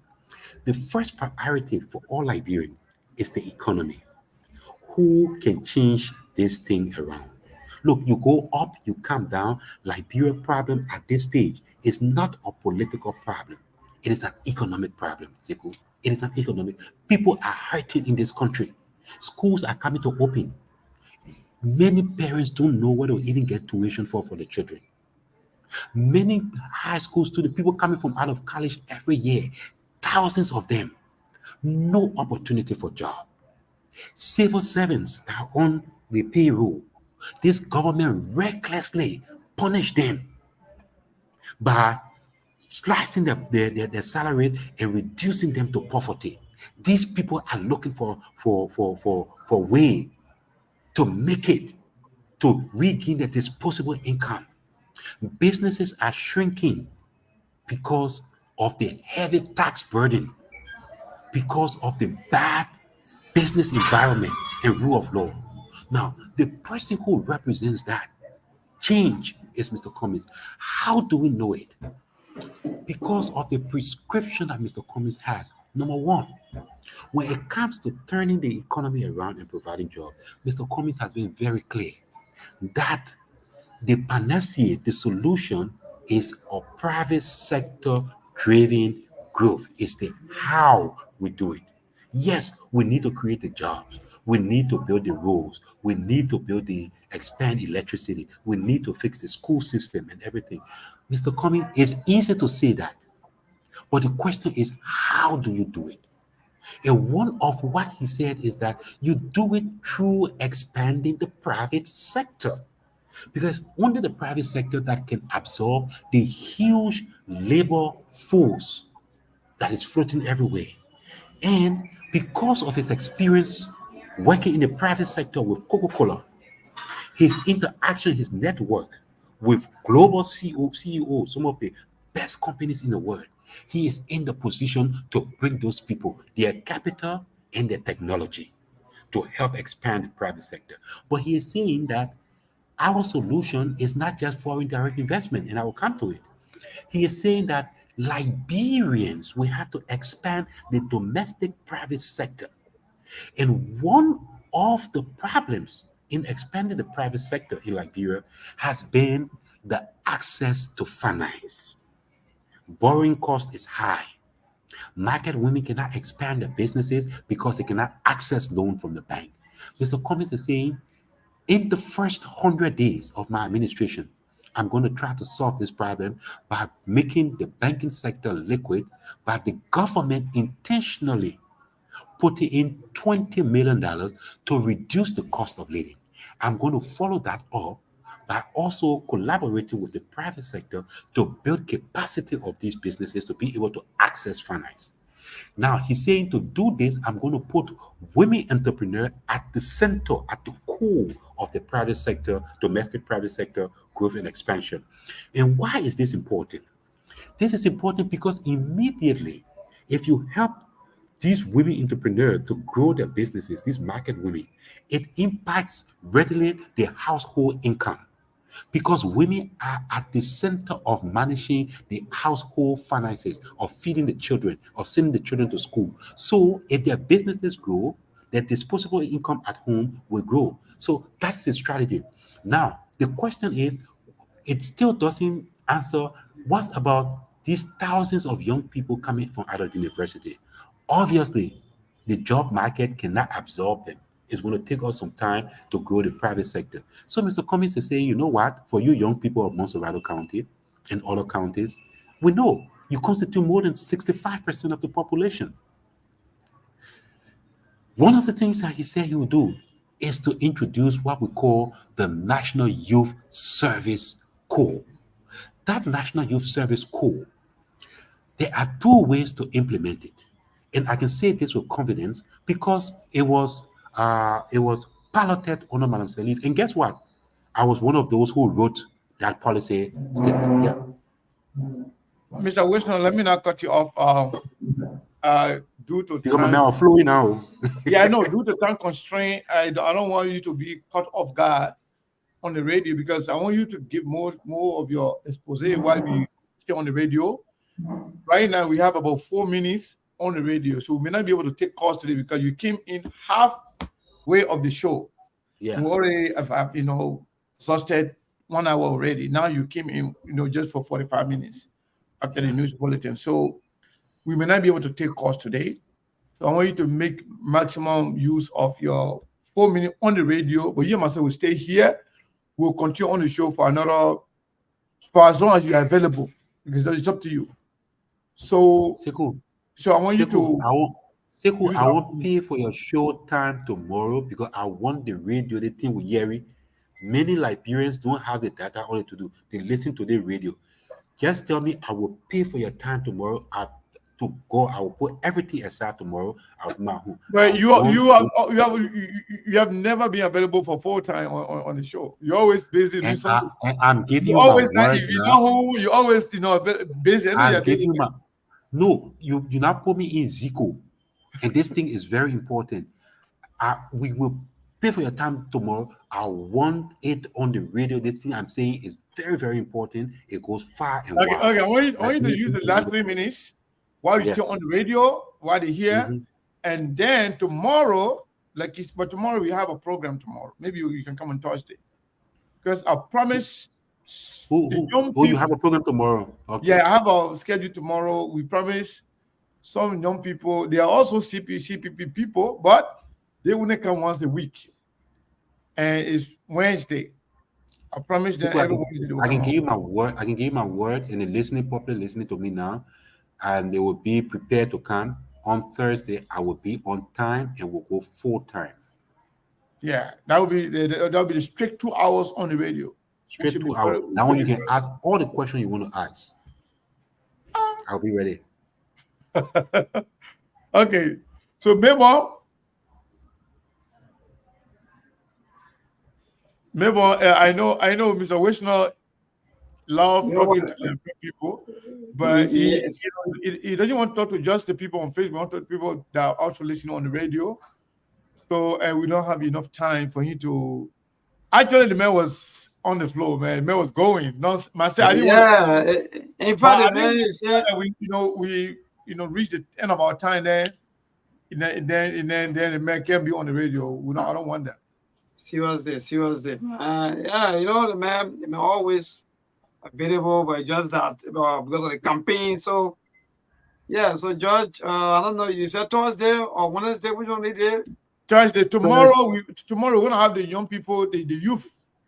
Okay. I don't know. They call them the community intellectual Oh yes. and mobilization team. So they will come, maybe get ready for them tomorrow. They're going to come to the studio there, please. Every Wednesday they'll be coming there, and I promise them they got a lot of supporters, and there are some people here that actually have asked me.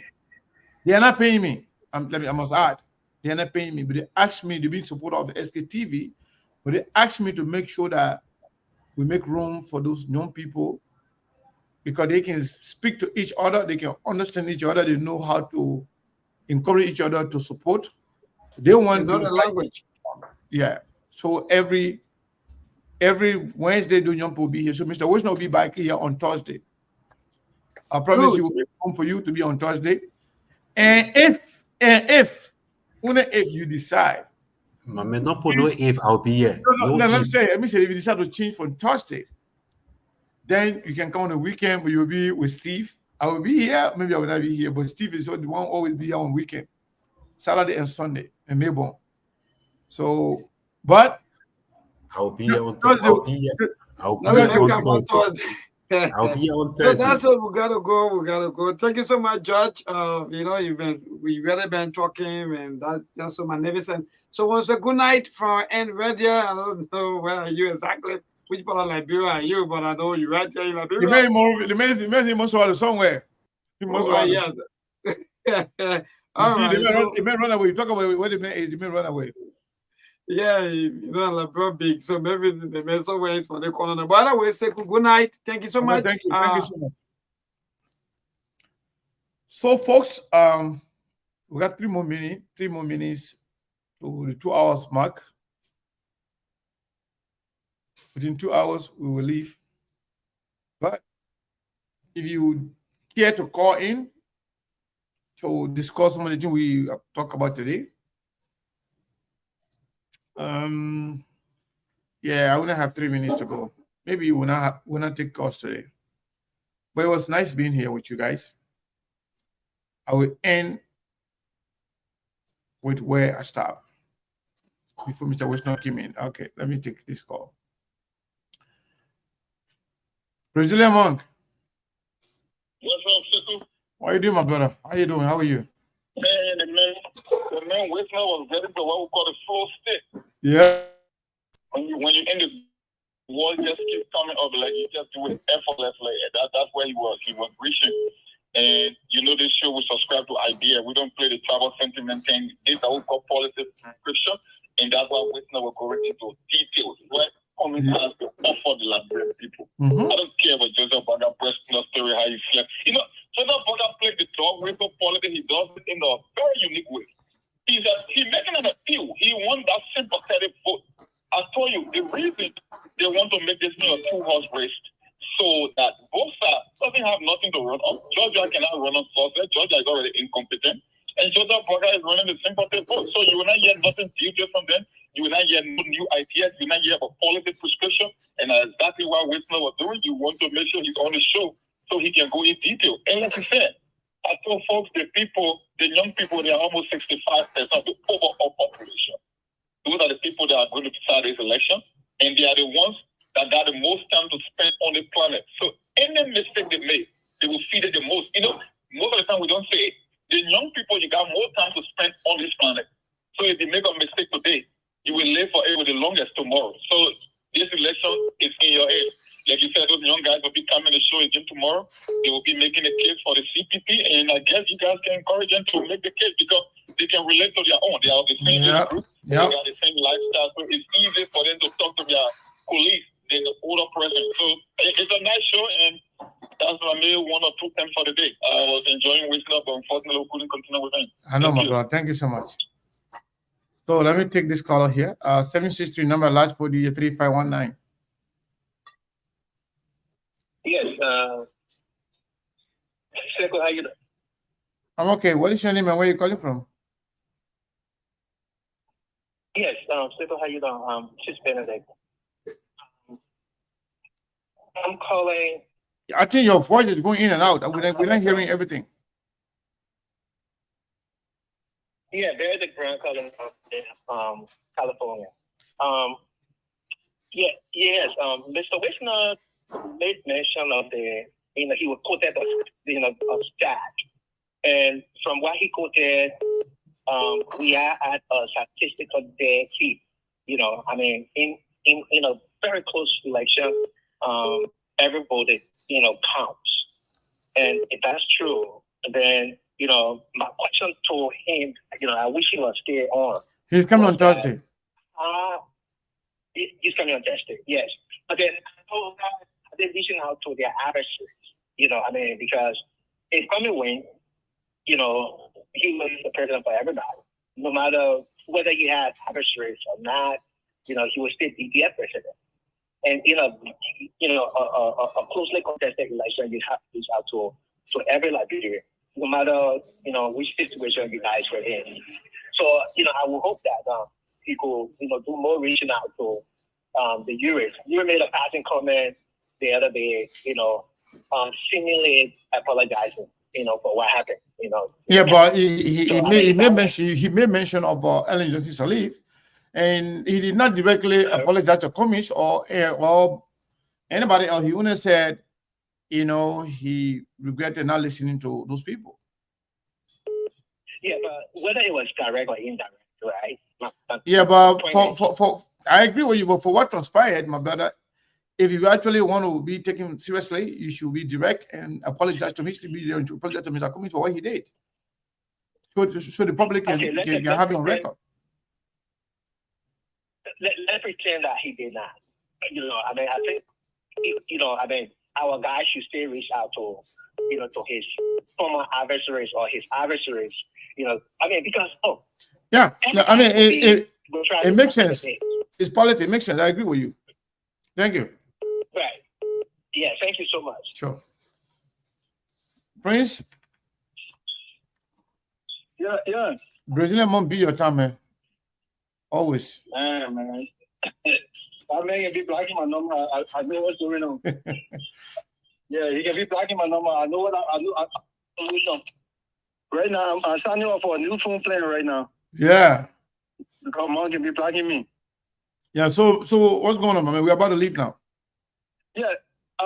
Listen, I first of all, congratulations to Chairman Wisner. I know Chairman Wisner will make a difference in Monserrato because Monserrato now has seen the full weight of the CPP, and Monserrato is one of the strong foundation of the CPP. And I understand the strategy and the confidence, especially coming out of the what I can say a crystal ball, because the international poll is sort of like a crystal ball. We look into that crystal ball, we've seen the whole playing field and how things are. But what I think the ANC needs to do now, or the Cummings needs to do, CPP or ANC? Yeah, CPP. Sorry, what I think the CPP needs to do now.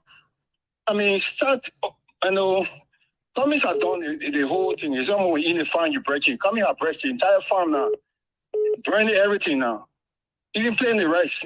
This is harvest time, but you need to narrow down the message now. Start explaining that complex, multi-complex level thing. Narrow down the message now. Listen, let it be about job, the economy and job. Job. Little job, big job, small job, tiny job, daytime job, nighttime job, evening job. Let it just be about job. The only thing that distinguish us, separate us from here and the young people in Liberia. If you even in America, you don't get a job. You just as useless as the people in Liberia. You are just as dependent as the people in Liberia. The young people in Liberia want job. They don't want job. We are paying the wire fee. They want to look in, dig in their own pocket and pay their own wire fee. And all companies need to say a job. And the easier way to do it is the company's administration will right off the bat, hire 75,000 young people to clean the street of Monrovia. The people here now over there, instead of buying fire truck, waiting for cleaning or garbage truck to come from way to India. My man, time is going. You can only call at the end of the show. So I got to. So let them narrow the message down to the economy and job. Yeah. And you're right, Sekou. That thing they're talking about, say, oh, people, undecided people, no, the people already decided they know. You can tell from the poll, the people know who they're leaning towards. Yeah. They say coming 57% say the trust coming with the economy. Almost 70% say the trust coming keeping their money. They ain't sure we are with the money. Almost 55% say the trust coming in the providing job. Those people know, but coming just have to stick to the message, job. Don't be explaining the complex thing about the economy, the graph, all the thing. Enough. Simple job. Bro, thank you so much. Thank you. Let's leave it there. My people, when you call in, when you talk, when I say thank you, I mean that you should wind down, so I can take the next call. So that people can be calling, so their call can trap. But when I say thank you, you stay talking, and I don't want to cut you off. So yes, call out 765 number, last 4 digit 3874. Yes. Nya Valula from Indiana. Go ahead quickly, my brother. 10 seconds. We're about to leave now. Yeah, thank you so much. Simple CPP is on the right track. What Chairman Winston was saying, it just what we're thinking about. What happened today in District 10? CPP is breaking what we call business as usual. It's not the way forward for this election. Now, instead of staging people to attack those occasions, you say, oh, you leave your comfort zone and come meet me here. Kumi say, I'm going to meet you to where you are. I'm going to come and see where you live so that when I get there, I will know what to do to improve the situation that you are living in. Kumi was in a slum today, going from places to places, from door to door, seeing the living condition of those communities. So this is the kind of strategy that CPP is bringing. And I'm telling you, if they continue that, trust me, a lot of people will move towards the CPP, and CPP will win, and they will win big. I'm telling you, Sekou. Thank you. Thank you so much. Yes, so I'll go to the line here. 651 number, last 4 digits 7177671. Hi, Sekou. Thank you for the show. Hey, Sekou, you are well appreciated. We appreciate you. We'll continue to do the good job. We thank you. I just don't know what to put on it, but thank you. Thank you. Sekou, yeah, I will direct my conversation to diaspora Liberians today because we're not on the show, like Mr. Cummings said, he can't do this alone. Mr. Cummings cannot be in the swamp, cannot be in every swamp. If you in America, Australia, India, Russia, call your people back home. This is important. Because we need change, we got to work. Mr. Cummings cannot do this alone. We have to work. Give yourself some time. Call the people back home. Call them. Give yourself time every day and talk to new people. We're not telling you to talk to people that are already voting for Mr. Cummings. Talk to people that are on the fence. Talk to people. Talk to civilians. Leave your comfort zone. Call the UP people. Leave your comfort zone. Change their mind. We need change. You can't just continue to call on the show and not call like the real voters. Call the real voters. We need change. We need change. Mr. Cummings cannot be in every swamp in Liberia. He can't do this alone. Thank you, Sekou. I just wanted to pass this message across. Thank you. Thank you so much. Thank you very much. So first, I want to say thank you to all of you for supporting SKTV. And I think,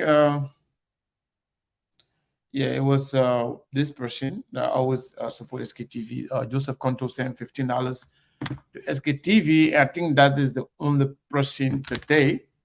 But I want to say thank you to Joseph Conto for always supporting SKTV. And I will say thank you to all of you for being here for at least 2 hours and 9 minutes.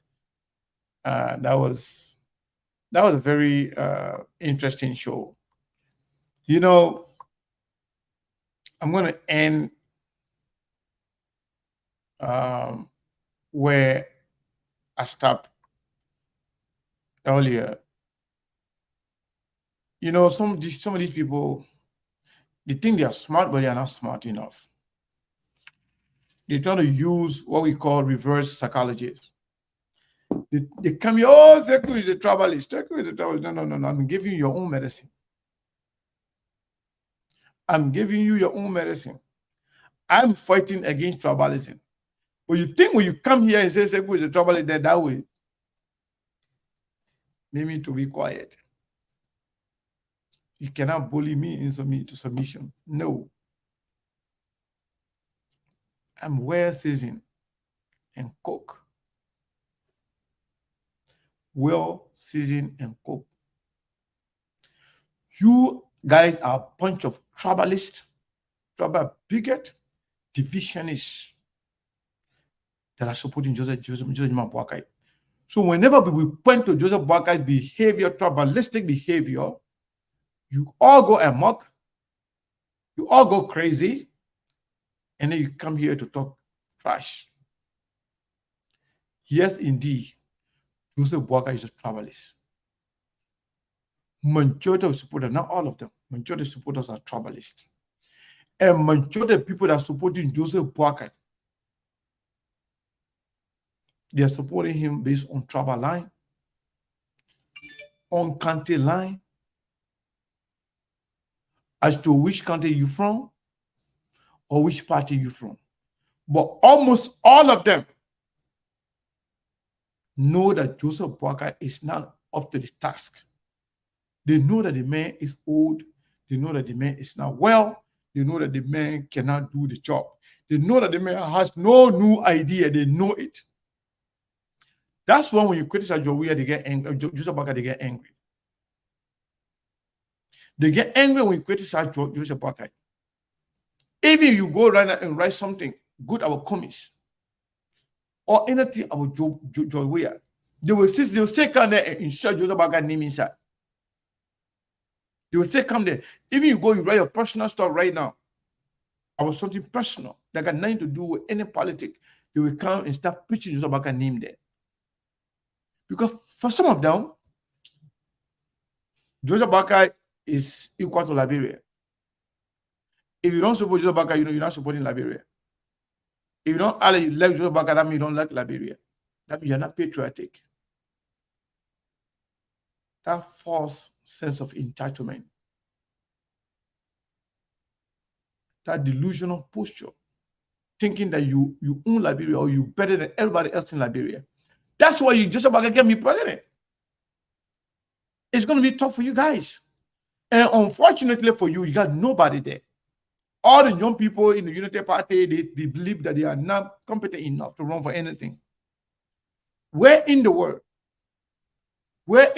somebody having able-bodied men and women, well educated,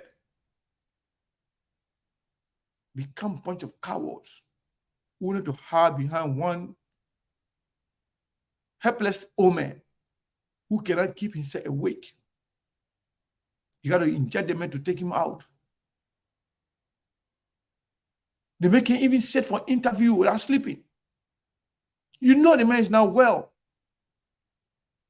You know the man's health condition will not permit him to perform. But because you are so wicked, because some of you are a bunch of coward and non-entity, you will just hide behind the woman. Someone else is making big more. I can be ashamed of you. Grown-up guys, they said you're educated, but you're hiding behind the woman. They're not qualified for anything. They believe they don't qualify to run for president. You could not even find somebody to be vice president from the Unity Party. Because you're a bunch of noise maker. People that believe that they own the country or they're better than everybody else in the country. If you don't speak Joseph Boakai's message, then that means you're a bad person. You don't love Liberia. So you guys are the tribalists. That's why you are attracting all the tribalists. That's why all the tribalists and tribal bigots are gravitating towards you. Because your standard bearer is a tribalist or proven tribalist. That's why you got no message to tell the Liberian people. Nothing. Even that interview yesterday, Joseph Boakai was still preaching discrimination. You know, they had car to ride. Me, I never had car to ride. They had hall to sleep in. Me, I was only sleeping on in the room with 3 people. And only one bed we had, I was only sleeping on the ground. Who cares? Who forced you to run for president? We all have our upbringing. We were born poor, from poor family. Some of you to go in the farm. We're going to find to go and do real farming. Our palm becomes so hard like a rock. A lot of people suffer. But because you were born poor, that doesn't qualify you to be president. No. That's now a yardstick to measure your qualification or capability or competence. No. No, okay, you were poor, you went through all of that thing. You were given the opportunity now. You were given the opportunity because you suffer. You were given the opportunity now as the son of a farmer, or son of somebody who were poor. You had the opportunity to alleviate that poverty from your people. They make you the managing director for APMC. You did nothing. They make you managing director for APRC. You did nothing. They make you Minister of Agriculture. Amen. Agriculture means people then that can do the farming. For you to help and improve the farming communities in Liberia. You did nothing. Okay, we forgot about all that want to happen now. They make you vice president. You had the opportunity to even help them have role where they can be able to take their product produced from the farm to market. You did nothing. Yeah, you know all that won't happen. Oh, not the president. When you're maybe president, then everything will happen. They want you to believe. Want us to believe you. Me, I can tell you the truth. Joseph Boakai supported him. Most of them, not all of them, but most of them are very, very arrogant. And most of them are cowards, especially the one in accordance, say educated ones. You educated, but you have no gut to stand up. You want to hide behind one old man, helpless old man, sick old man. The man is not well, but you are hiding yourself. Isn't that a high level of cowardice? If you are not man enough to stand for yourself, to stand for what you believe in, you're hiding behind the old man. You are there spending all of your time justifying that the man is not sick. Do you have to go through that? Young people, competent. Emmanuel Macron became president when he was 27 years old. Some of you in your 50. You're there saying that our papa will want. You say you papa now. 40 years old, you should be responsible enough to run for president. You have the education. Shamefully. You think you can only hide behind the papier. You can only hide behind the papier. Anybody mention Joe Bakani, they can curse you. They say you don't love Liberia. Oh, I don't got no more respect for you because you don't love Liberia. Yeah, because Joe Bakani is Liberia. Don't come here to come curse you in Pele just now. So, folks, we'll be here tomorrow. We'll be here tomorrow. So, learn when.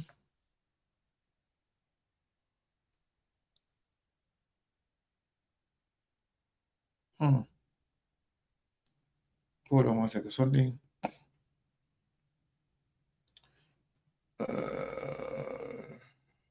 All right, somebody's telling us $20. They don't call their name. But then while we're talking, when I talk about people's contribution, somebody actually contributed. In fact, this person, I already got the number of this person. Somebody send me their phone number. This person sent us the other day $150. Another day again, the person sent us $200.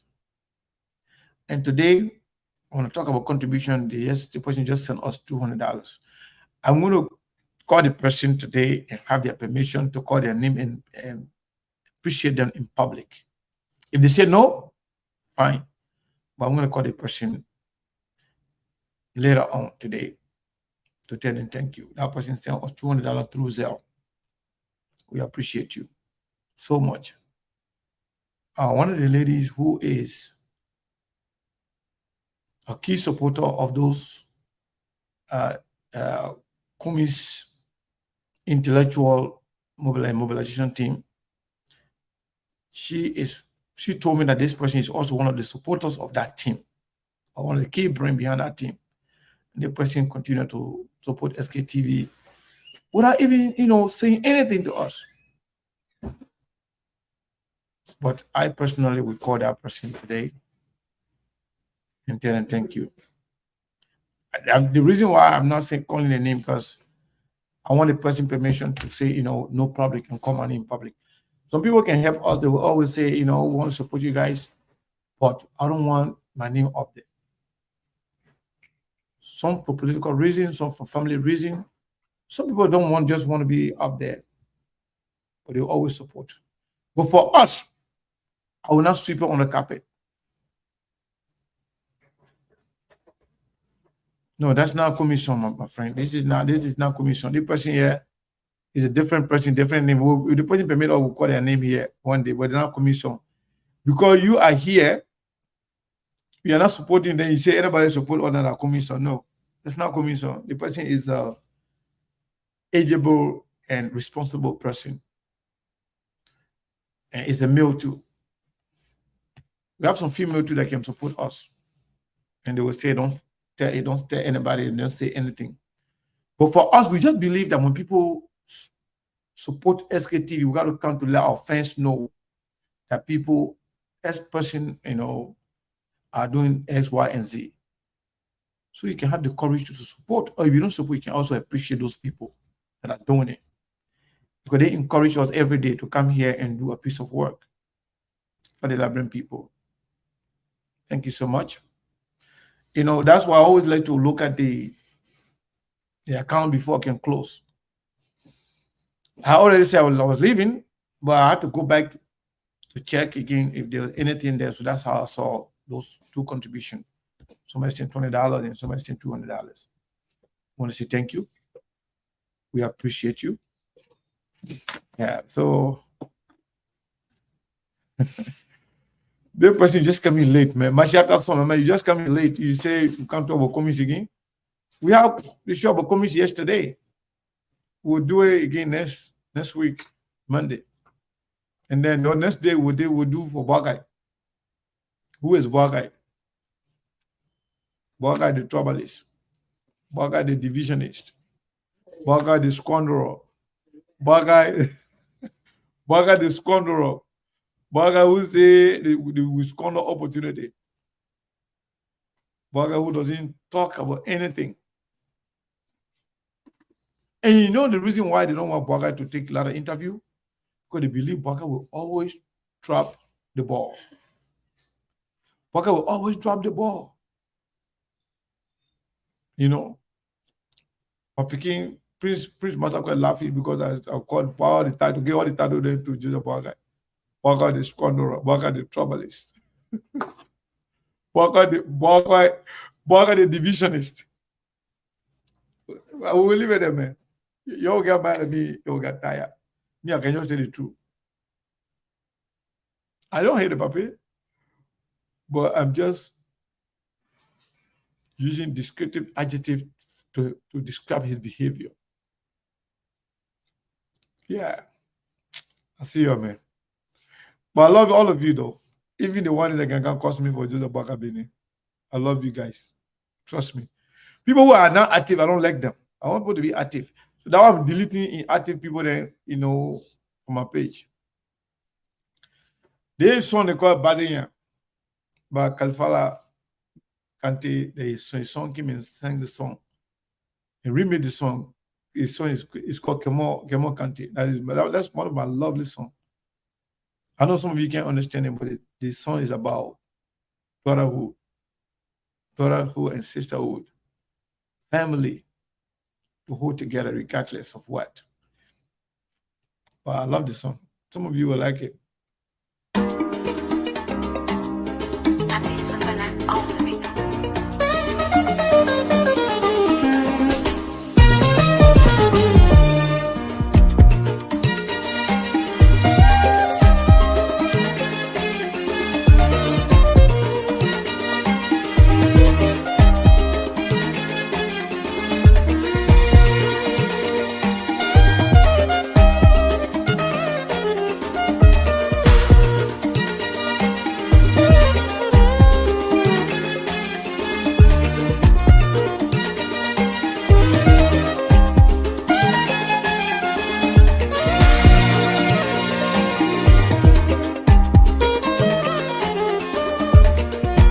Luti ke baba koraya ay ramina la demaya le labi Luti ke baba koraya ba ay ramina la demaya le labi Kwani saya ramita la na te diara lubi hallelujah gigi ledi Saya ramita la na te diara lubi hallelujah gigi ledi Dunia ni aligia matea tunyan loro awakabade ya buyasina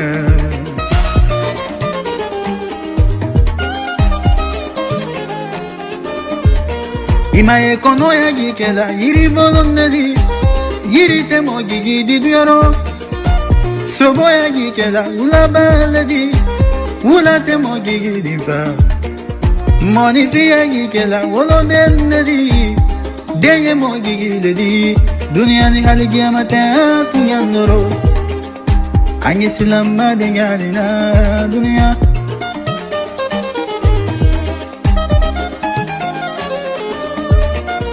Timiri isorotu mama Inani fali mabubula Timiri moya tu mama Irakili lagi mademe na ye Timiri koroya tu mama Ibade bandu gimadila fikanagina Ikanagina ila bango Koni jomi la balo Bade yale moma demena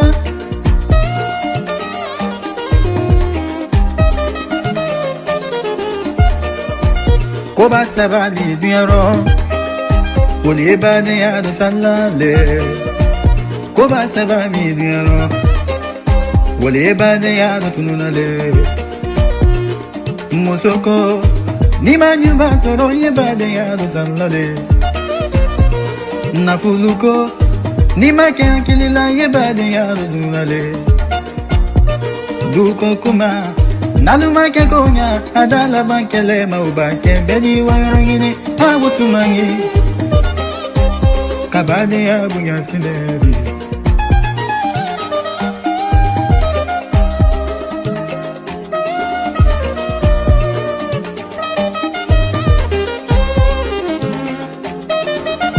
Imaela dia kabulo diako Kwani beni lo dia le bade yaro Sidi akabono diako Koni beni lodi ale badengaro badengato no kabo badengakadi kasilam badengani na illa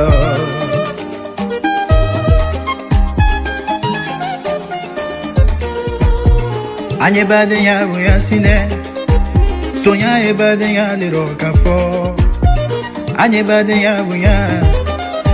ala yere badenya le fe kabadenya yasine moya e badenya liro tonya anye badenya mo bade bali ma demena kuma na monifia e sababu le kone kele ni foranga na jonye kele lagine kalula karifala dutuna kele sangara kalula karifala